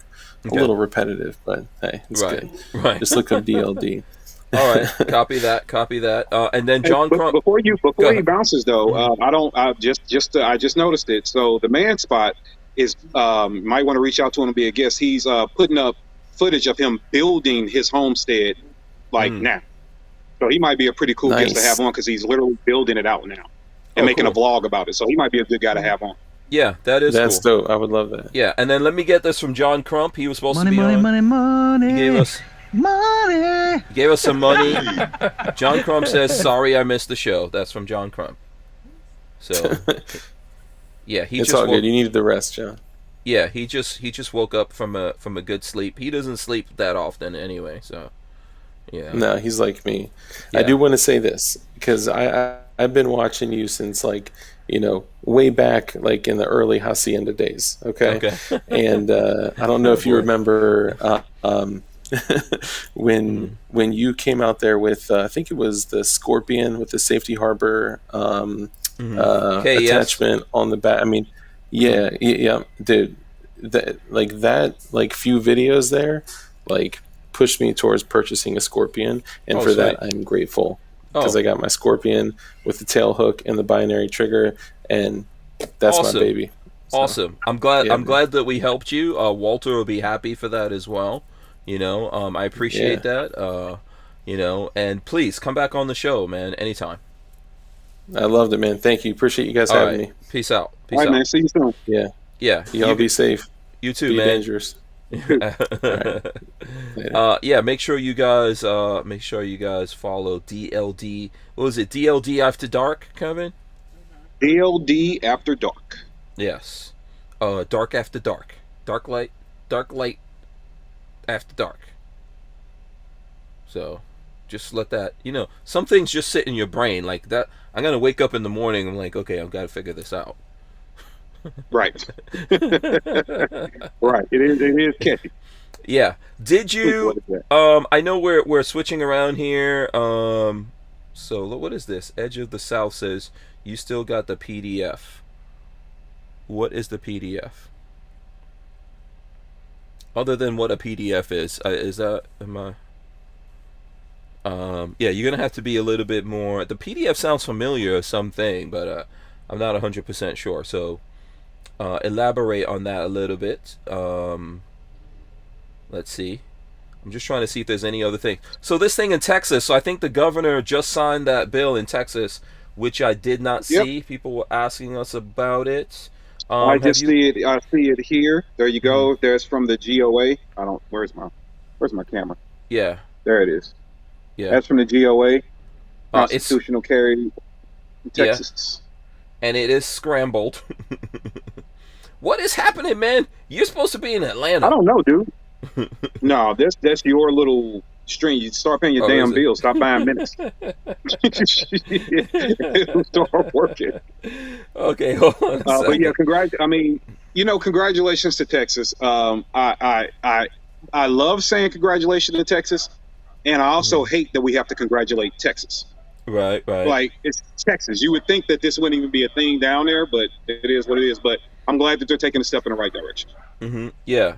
Let me see. So I'm trying to pull it up and see if I if I have anything. I should probably just pull up my. I should probably just pull up that alert from GOA also. Okay, so here we go. There's a couple of different things on that. Let's see what if we could share this here. Governor Greg Abbott signs bill to allow Texans to carry handguns without a permit. Texas Constitution. These are all headlines. We're just reading headlines right now. Signed goes into law effect September 1st. There you go. So that's a good thing. I don't know what was the holdup all this time of why he wasn't signing it, but you know, it is what it is, right? As you said, man. Mm-hmm. Why do we even have to go through all of this? But you know, we're gonna need more things like that. Unfortunately, with everything going on, and I'm trying to see if I got that GOA alert yet. It's probably not sending it out to everyone all at the same time. Let me see. No, I don't think I have that in my email yet, but all my emails haven't loaded here. All right, so if you guys oh, Edge of the South says that was for DLD. Okay. All right, there you go. Hopefully he saw that, and what was it? He said he would send me instructions on how to build a diesel still. Diesel still. Is that for like making moonshine? Probably. I don't know. Yeah, I don't know. Someone who knows more about moonshine than I do is gonna have to make me hip to that one. All right, so let's see what else is going on with you, man. What kind of trouble are you getting into here, Kevin Dixie? You know what? I'm actually staying out of trouble. I am still trying to mentally get myself all back into the game. I'm just looking at doing things and put my footprint out there more, man. To be honest with you, I've decided. I know I get on fun shows like this and we talk and it's just family. We're just having conversation. But I'm going to try to. I've been investing in myself, personally and professionally, behind the scenes for years now, to be a better asset to fellow Americans. So within the next month or so, we're going to be launching our pretty much what I do for Aiming for the Truth. We're going to be bringing that to the adult sphere as well, where we're going to be offering counseling and mentoring services that you can actually sign up for online, and we can do it via Zoom. So I'm going to be offering those services. When it comes to business, we're going to be offering myself and some partners. We're going to be offering business consultation and things like that. I really want to get off into that market to help people be stronger and better in what they do, from your conditioning to as far as your mental conditioning to your you running your business or whatever. I want to use the people that I know along with myself to make sure we can contribute. So the counseling service will be getting launched soon. I got some pretty cool things coming up with some two-way people that we've decided to combine synergy and do some cool stuff. So I'll let that come out when we get everything all lined up. We got a couple of meetings coming up. We'll get all that pushed out. And then there's the Stogies and Straps podcast, which I'm really, really excited about. Trying to finalize all the stuff for the studio now, get it all set up. I'm going to reach out to you with a couple of questions I got. We're going to get that all set up. And Stogies and Straps is going to be a way for our community, and I'm not going to be the only one doing it, but I want to be able to have conversations outside of guns, right? I want to be able to talk about fatherhood, parents, men and women, economics, all these different things that impact our lives that I don't think that we have a comfortable format to really discuss, mainly because we have to choose. Like, do I want to listen to somebody that's like anti-freedom, talk about the stuff that I love and enjoy, or could I actually go get it from somebody that believes in my American freedoms and also is willing to have on guests and have the conversations around other things that I think are important in life, right? So I'm excited about Stogies and Straps. We're really going to have a really good time with it. I'm really, really excited about that podcast. And then the Real NOC channel, I've decided after getting abused a lot by people that we're going to actually start putting out a little bit more gun content on that channel. So I'm going to dive deeper into this space. Some other things that I do to generate income to feed my family, or I'm going to supplement that income with getting more involved in the freedom community. So with that, I'm also going to ask the freedom community to support that, right, financially.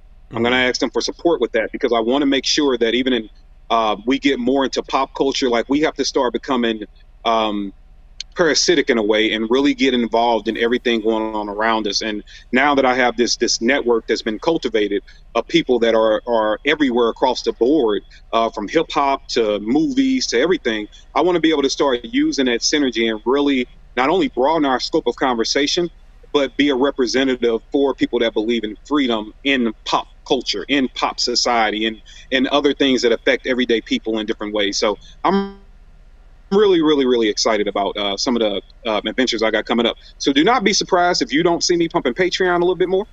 Okay. That's going to happen. Nothing wrong with that. Because yeah, we're going to definitely need the support to get it going. But I'm excited about it, man. I really want to. I want to do my small part in just helping people. That's pretty much what I'm doing. So yeah, man, I'm excited. I'm excited about all the different things that we got coming up, and I'm more excited about some of the new partnerships that have been formed. So I can't wait. This is going to be a good year. It's going to be a real good year. Yeah, so there's a whole bunch of things in there. I don't know if folks out there have a particular place that they want to start. What was the thing that was happening with you making the gun videos? Did you have partners in doing that, or people who were filming it? So one thing that I've always, so I got faults, right? And I think people forget I'm a firearms trainer, and that's probably my fault. But I take that part of what I do. I'm a true believer in a Renaissance man. I want to bring that attitude back to. We become, I think as a society, we become kind of compartmentalized in so many ways. We put ourselves in a box like, oh, I'm a podcaster. That's all I can do. People aren't going to respect me for a podcaster. Oh, hey, I'm a firearms instructor. That's all I'm going to do. Hey, I'm a carpenter. That's all I'm going to do. Like we've missed out on the day where you can be involved in different. You can bring different skills to life, and that's what I want to do. So I just want to be able to do that. But one thing that I always missed when teaching people was a videographer. I never really had somebody dedicated there to create steady content that I can depend on, and that has since changed. So now I have the opportunity, and being in a different market, I have the opportunity to do that without taking away from my students. I'm a big fan of when you spent your money to be with me for 8 hours, you spent your money to learn from me. You didn't spend your money for me to spend 30% of the class video recording you for I can look cooler on Instagram, right? That's not what you paid your money for. So I'm really focused on the consumer and what they're there to learn. And so the bad part about that is I wasn't able to make a lot of gun content. And then when I do have time to do other things, there are other things filling that. Like I'm still a father, I'm still a husband, I still have other businesses that I run and all those different things. But now I want to start clearing that plate a little bit to get more involved in the aforementioned things. So that's opened up this opportunity to actually share my way of educating people more. I will tell you, my gun content videos are going to be as simple as they come, because what I know from talking to people is like, you'll put up a video and it's a great video and it's awesome and it's cool, and people are like, I didn't understand half the stuff you said. Right? You start using these acronyms and it's cool because you're just talking, but public speaking rule number one, consider your audience, right? So I think that I want to bring that too. Like the video I just put up yesterday was about LVPOs, low power variable optics. And the video is 2 minutes and 51 seconds long. And all I'm doing is really discussing with the primary arms optic why LVPOs are good. I didn't get into the reticle. I didn't get into your BDC. I didn't get into all of those things. I didn't get into the ACSS. I didn't get into those things. I just want to talk to the everyday person about, hey, this thing that goes from 1 power to 4 power or 6 power or 8 power or 10 power, these are the reasons you should consider getting one. This is kind of the price point you can get it. These are the benefits of the thing. Show them the benefits and get the hell off their screen.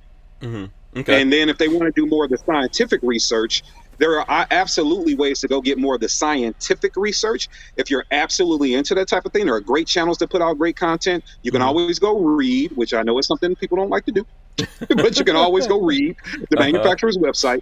I want to be able to get on there and show you. And then obviously, if you want to learn more about the application of said thing that I'm talking about, sign up for a course and we can go through that. So that's what's the point of YouTube if you have to read, man? What is the point? Like, why? Well, I get it. Invent YouTube. Well, yeah, why?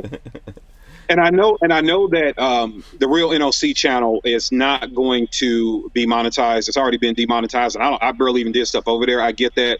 Stogies and straps, though, is going to be the way that we look to kind of combat that YouTube monetization, which is kind of the same thing you do with your automobile channel. It's going to be our way, so there won't be a lot of guns on the channel, right? There might be a gun up on the wall in the background or something like that, but it's not necessarily going to be a gun channel. It is a freedom channel, so obviously stogies and straps, right? That's our way to slide freedom in there, right? But we're gonna we're gonna try to build up that channel to where it can be monetized, because I want to be able to deliver things to the American populace, but I also want to be able to deliver food on my family's table, right? Yeah. So, The Jew says reading is gross. Crypto Vital says reading is for peasants. Hold on. Yeah, okay. You know what the thing? So the thing. It's unfortunate that we are in an environment where, with YouTube, for example, it's really tough for people to do gun stuff, and it's too bad. I know obviously there's an ideological reason why they're doing what they're doing, but I really think they're doing a disservice to people. Not just me, right? There's so many people who came before me who put so much work in before I ever started doing it, who've been doing it since, new people who've come along, all that kind of stuff, who is so much better than than what I'm doing or whatever out there. By suppressing people, you're really doing a disservice to Americans. Now, I guess that they're doing it ideologically because they believe somehow that's going to save the world, save the planet, but I think they're going to wind up getting the opposite result for that, by limiting this conversation that we have. And it's too bad that, like, people have to do so many different things. I don't know, man. I'm past the point of, like, trying to figure out how to, get people in the industry to get together and talk about it. I often tell people, can we do some meetings where there's no guns? It's not that I don't like shooting guns. Of course I do. I'm still buying guns and shooting guns and all that kind of stuff. But we need to actually get together and talk about some of this stuff and what we're going to do to keep this going. Because it's really, really important. But I don't know, man. Maybe there's some folks out there. Maybe this is something that you could figure out how to get everyone to come to this table and talk about it. I often tell people too that one of the your super strength can also be your weakness, right? And we have the super strength of having good moral grounds and believing in freedom. That is a superpower, right? Because everybody doesn't have that. That is a superpower. The problem with that is we're so busy being right, we're losing because we're right. So when we just stick on that, but we're losing. And we lose in many ways, but one of the ways is until recent history, we haven't found a way to really become part of everyday society. And we need to do better with that. We know we're part of everyday society, right? You know that you love guns, but you're still a plumber, right? We get that. However, we still have to become more ingrained in everyday society. And I think now is an opportunity to take advantage of that. So I'm with you. I often have conversations about how we can, use cross-marketing techniques to reach other people and become more diverse in our conversations and our approach. Unfortunately, I don't think that the interest is where it should be. Even when you start looking at community outreach as a way to make the gun community look better in people's eyes. Like when I first said that 8 years ago, people were like real complex, like why would the gun community be involved in community outreach? But yet you want the community to be involved in the 2A, right? So you need to show people that you actually give a damn about them beyond the gun. And that's a great way to help feed families, help mentor people, help get them excited about the equity that they have in their lives. So once they understand that equity, you don't have to sell a gun to them. They're going to want to protect what they now know is a true investment, right? Yeah. So just getting more out there into people in everyday life, I think is something that we miss an opportunity to do. And all of it is not going to be the most popular YouTube video. Some of this stuff is behind the scenes grassroots work, truly, but you can see the rewards of that if you get out there and do the work. And unfortunately, I don't think enough individuals or organizations really understand that. I think everybody is after the immediate gratification and satisfaction of what they see, and nobody really wants to do some of the work. Yeah. You know what I mean? I think I don't know, my response to that will be two-part. I think one, with YouTube and what they're doing, there's not a lot we can do. Like, they've decided ideologically they don't agree with guns. and there's nothing that we could do. I think the gun community is self-policing in a lot of ways, right? Not every single way, but no community is. And I like, so far as reaching out to them, I don't think it's going to make any difference. I know there's people trying that and doing things. I've talked to folks out there. At the end of the day, they've decided that this stuff is no good and they're going to suppress it, so they're going to do that. So, I mean, what can we do about that? If we don't have alternatives, and then the folks out there have decided that, hey, we are going to suppress this message, I mean, it's a done deal right there, right? So what we need to do is alternatives with that. I think on the other side, you're right that we do need to make sure that we're reaching out to the other things. Bless you, Lola. I think, I hate to simplify it, but maybe I've been hanging out with you too long. I think there's like 3 C's. There's like actual community, communion, where we actually get together. This is a thing that they would like to see us, they would like to be able to stop also, right? The fact that we get together, like your event that you did, that's an event where people actually get together and sit down and talk to each other and face to face and help each other. There's so much. That's the most powerful thing that we could do as human beings, and that's the reason why I put that first. And believe it or not, there's folks out there who don't want that. I know that might sound like, what are you talking about, this people? They do not want that. Okay? Plain and simple, because that is the most powerful thing. I think then comes in like communication, right? This is mostly what social media is. That's what it comes down to. YouTube is a very visual thing of us looking at YouTube videos, but YouTube itself is very much building its platform along the lines of social media. They're competing with Facebook and Twitter and Instagram and things like that. So they want those folks in there talking to each other, but this is a place they don't want us doing that. They don't want us to be able to talk to each other and communicate in any way outside of like physically being with each other. And then the third C in that thing is commerce. Us being able to actually buy and sell each other stuff. So that's also another thing that these guys are going after. If we don't think about those things, ultimately we're not going to be very effective. The community part is exactly what you said. We need to make sure that we're getting out there and actually face-to-facing with people, which is the reason why Lola and I are doing this van thing.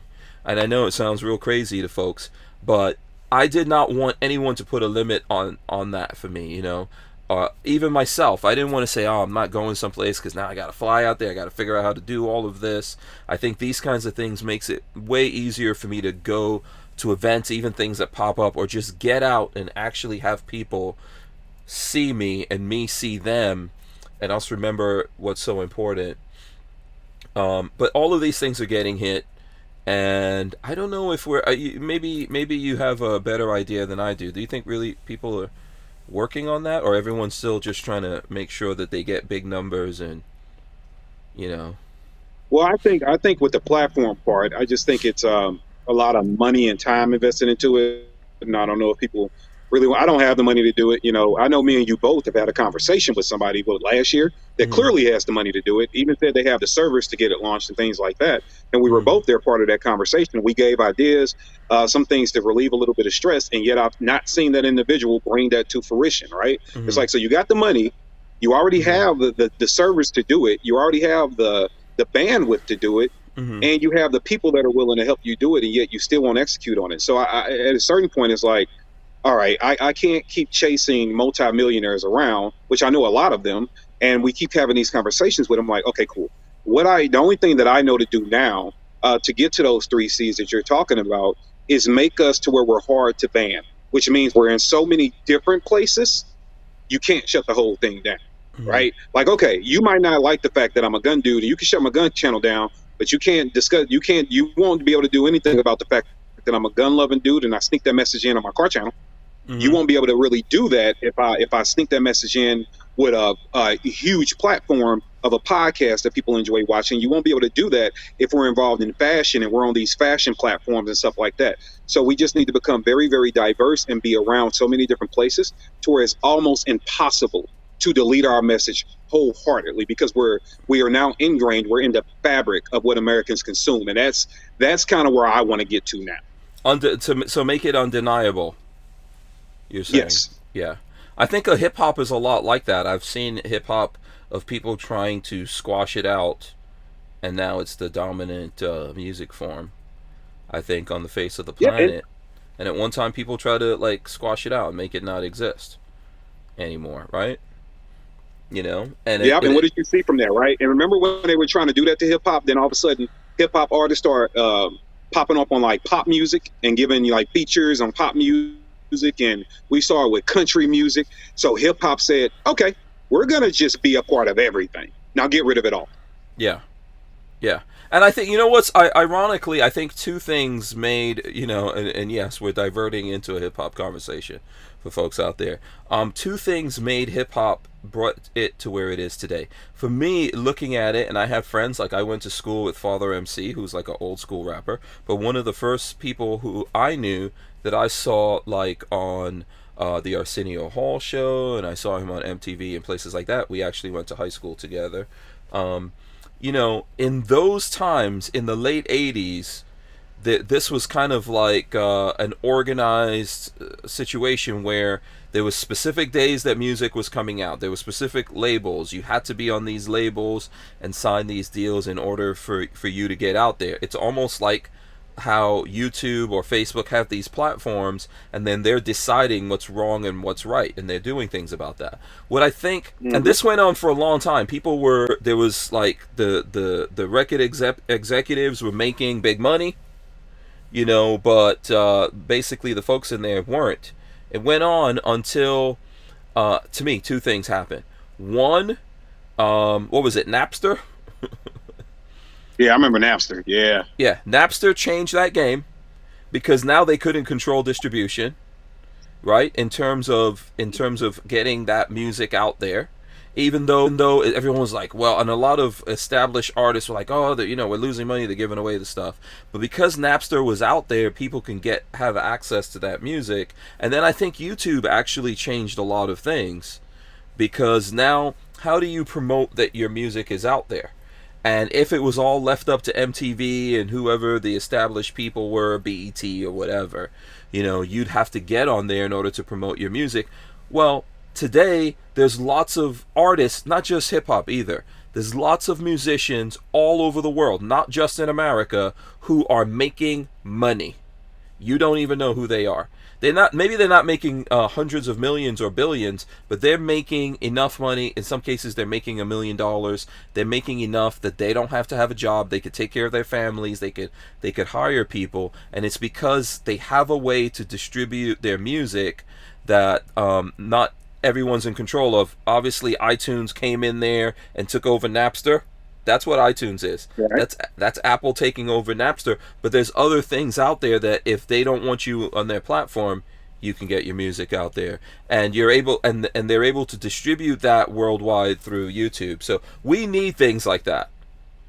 That's what. And what you know what? We also need to be responsible about promoting them and supporting them when we get them. Like, so one guy I'll give a lot of credit to, and I know he's got a good team behind him. And I've been watching this movement because I study things, and I look at things from a business aspect a lot of times. Mm-hmm. And I sit back and I studied it. And John Lovell's a great example, right? John Lovell and his team created the Warrior Poet Society Network, right? Mm-hmm. Mm-hmm. And I thought that was great, because then he was able to give freedom-related guys a platform to put their content out on, mm-hmm. right? And I don't, know how the money's distributed and all those good things, mm-hmm. but I'm not concerned about that because I'm not signed to them. Right. But a lot of those individuals are now able to say, okay, cool, we're going to create this series, we're going to put it on this network, and great. So now we have a place. And we also need more networks like that, right? They're kind of off of the YouTube grid. YouTube can shut his channel down tomorrow, but he can still operate. So we need to get to places like that, and we also need to support it. And what he did was ingenious. It was really smart. And we need to also support that. I saw a lot of people like, oh, why would I go watch his network? I'm like, so you're complaining that YouTube is taking us down, and then when a dude gets smart enough to get a team to build his own network that's all freedom-based related content, now you're complaining about that. Like, guys, yeah. I mean, if you don't invest, we can't build out something. Yeah, if you don't now, like you said, I'm not part of that. I don't know if I would ever be. I'm not. It doesn't really matter to me. I would prefer to support the thing that is a little bit more open. But yes, I think it is a good idea for people to do that. Just like a lot of people are getting their own websites and stuff like that. That's a way to do it. What we have to do is figure out, like, you don't have to work with everyone, but we need to figure out a way to at least create some kind of communities that there's multiple people coming in there and we could share those resources. Even there, he didn't just go it on his own, right? Maybe initially he went it on his own, then he started adding people. Maybe over time that becomes the best way to do it, and they can keep expanding that to different people. We saw in the past, we saw that happen with Full 30. But continued support is very important there. We've seen it happen with Gunstreamer, but same problem. Ultimately, none of these things are going to thrive and become something if people don't invest in it. It's the only way you do that, Someone has to. It's like if you look at Tesla, whether you like it or hate it, someone decides to. In the beginning, everyone's like, "Oh, that's going to be out of business." Well, they're not out of business because a couple of people started buying them, and then more people, maybe they started getting better, and then more people started getting it. To today now, where it's cool, so everybody wants to do it, and they're selling every single one that they make. But someone in the beginning had to make the sacrifice when it wasn't so awesome. If you ever drive an old Model S like I have, you're like, oh, I don't want this thing. I've done it, and I'm like, oh, this is crap. I wouldn't give these dudes my money. But someone has to make those initial investments in time, and I think for us, we all have to do that, and we have to somehow sit down and come up with something like that. If it's not Warrior Poet Society, we have to go, okay, let's take Odyssey, right? Let's take that. It already exists. Everyone could sign up for it. If 100 of us or if 1,000 of us sat down and said, okay, we're going to put our videos here first, and 1,000 of us are going to tell our audience this is where to go, we could make a difference of 100,000 views a day on Odyssey, and if they are right now open to what we're doing, we can maybe start communicating with them, which we cannot do with YouTube, and figure out whether these people are, really freedom loving, and do they appreciate what we do, and then we can get more people involved and then keep building that out. I don't think it's going to erase YouTube, but the more of us that got together said we're going to put our content there and we're going to go watch it there, and then maybe the industry is going to go, okay, let's put some money into that. That's how we make something happen. You have to invest in and take the chance. Totally agree. Yeah. Totally agree. What do you think the likelihood is of that happening, though? Slim to none.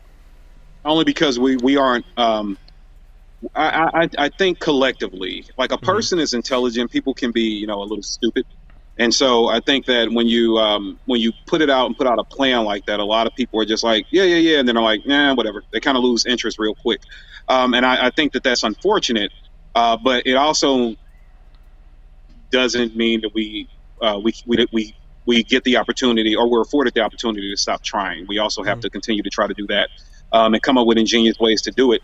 And so in the meantime, I think everybody can just do the job of supporting and sharing the people out there that they do. And we've been saying it for years, right? Share, share, share. And a lot of people, oh, you just want my content, your content on my page. Well, yeah, I do. Yeah, absolutely, I do. Right? Yeah. Because that's the way that we get more and more people to understand who we are. And then from there, maybe we'll have somebody reach out to us and say, hey, guys, we're really launching this thing. We're an IT company. We're really interested in let's go. But we have to do more about blanketing the market with who we are and what we represent in order to get that attention driven to us. So it's not an easy approach, man. I wish people would invest more and then stop. But we have a tendency, and every community, everybody does it. It's not picking on this industry. It's just, and we're all guilty of the same thing. We're all guilty of the same absolutely, thing, man, for different reasons. Yeah, absolutely, sure. Nobody is above reproach when it comes to this. But we have to get to the point to where, as a community, we actually start investing in good ideas and support other moves and initiatives that the guys have. Like me telling you, and I'm going to make it about myself for a moment. Me telling you that myself and some trusted colleagues are starting that mentoring service, that business consultation service. Well, if you have that need, don't go to somebody that's not pouring back into your freedom. Give us a try. Mm-hmm. Yeah. Right. So it's all kind of small things that you can do as well that actually fuel the machine that's out there fighting for your rights every day. We just have to we're going to have to get there. And I don't know if it's strictly up to, you know, all the YouTubers or all the podcasters to do it, but we have to get a collective that's strong enough to go do it. But we're also nothing without the support of the everyday American people. Like, we're nothing without them. Yeah. So we have to get them motivated to help as well. Yeah, and the community goes both ways. You know, like one of my philosophies is, if you feel like people should be doing something for you, once you get over that initial hurt feelings, like people aren't doing, because I feel that way, right? Then do something for people. That's the best solution to it. I mean, that's what I'm doing here, right? This is like me thinking, Right. man, there's no one out here trying to help me or promote me or whatever. My solution to it is, you know what? I'm going to try to help people and promote people. You know, and I don't know where that thing's gonna come from. I think that, like, for right here, we have built a small community. I see the same people coming in here every night, man. They hang out. Sometimes they're not even listening to me and you. They're talking to each other. So that's how I know it's a real community. I'm not complaining about that. I think it's awesome when I see it. And our numbers might be small, but we're doing things for each other. They're doing something for me by coming in here every night. And then going and checking out Kevin Dixie or checking out Dark, you know, after he came on here, or this person or that person, and I'm trying to do something for them. So someone who pops up who has 0 people following him, or 5 or 10 people or whatever, I'm like, hey, come on, let's talk about it, right? You know, let me see if I can help get you from 5 to 20. You know, we need more of this. Right. When you think you don't have something and someone's not giving it to you, try going out there and giving those things to other people and see what happens. It's true. Yeah, you know, I know you do that kind of stuff. So I'm just saying, if someone is listening to this, maybe, you know, they can take some motivation from that. So Ray Bozzolo says, we love Hank. I love you guys too. You know.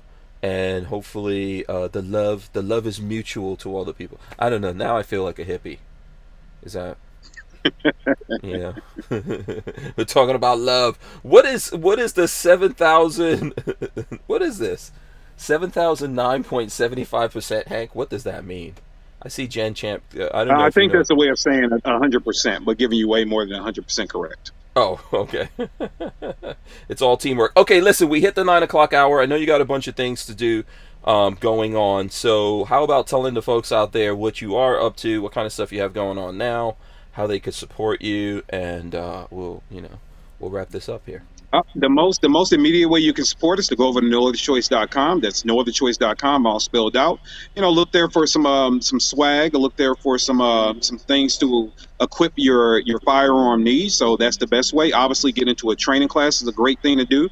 I'm not going to lie and say, yeah, because of the shift that I'm doing to kind of help our community expand and pour more into it. If you become a Patreon, I would greatly appreciate that. And we're going to be working on exactly the true benefit package for our Patreons, and that's patreon.com/NOC firearms. If you want to help out with our community outreach, that'll be greatly appreciated as well. That's GoFundMe /aiming for the truth, and follow me on all your platforms at The Real NOC for No Other Choice, and look out for all the cool stuff we got coming up. Absolutely. If you listen, can I tell you guys something?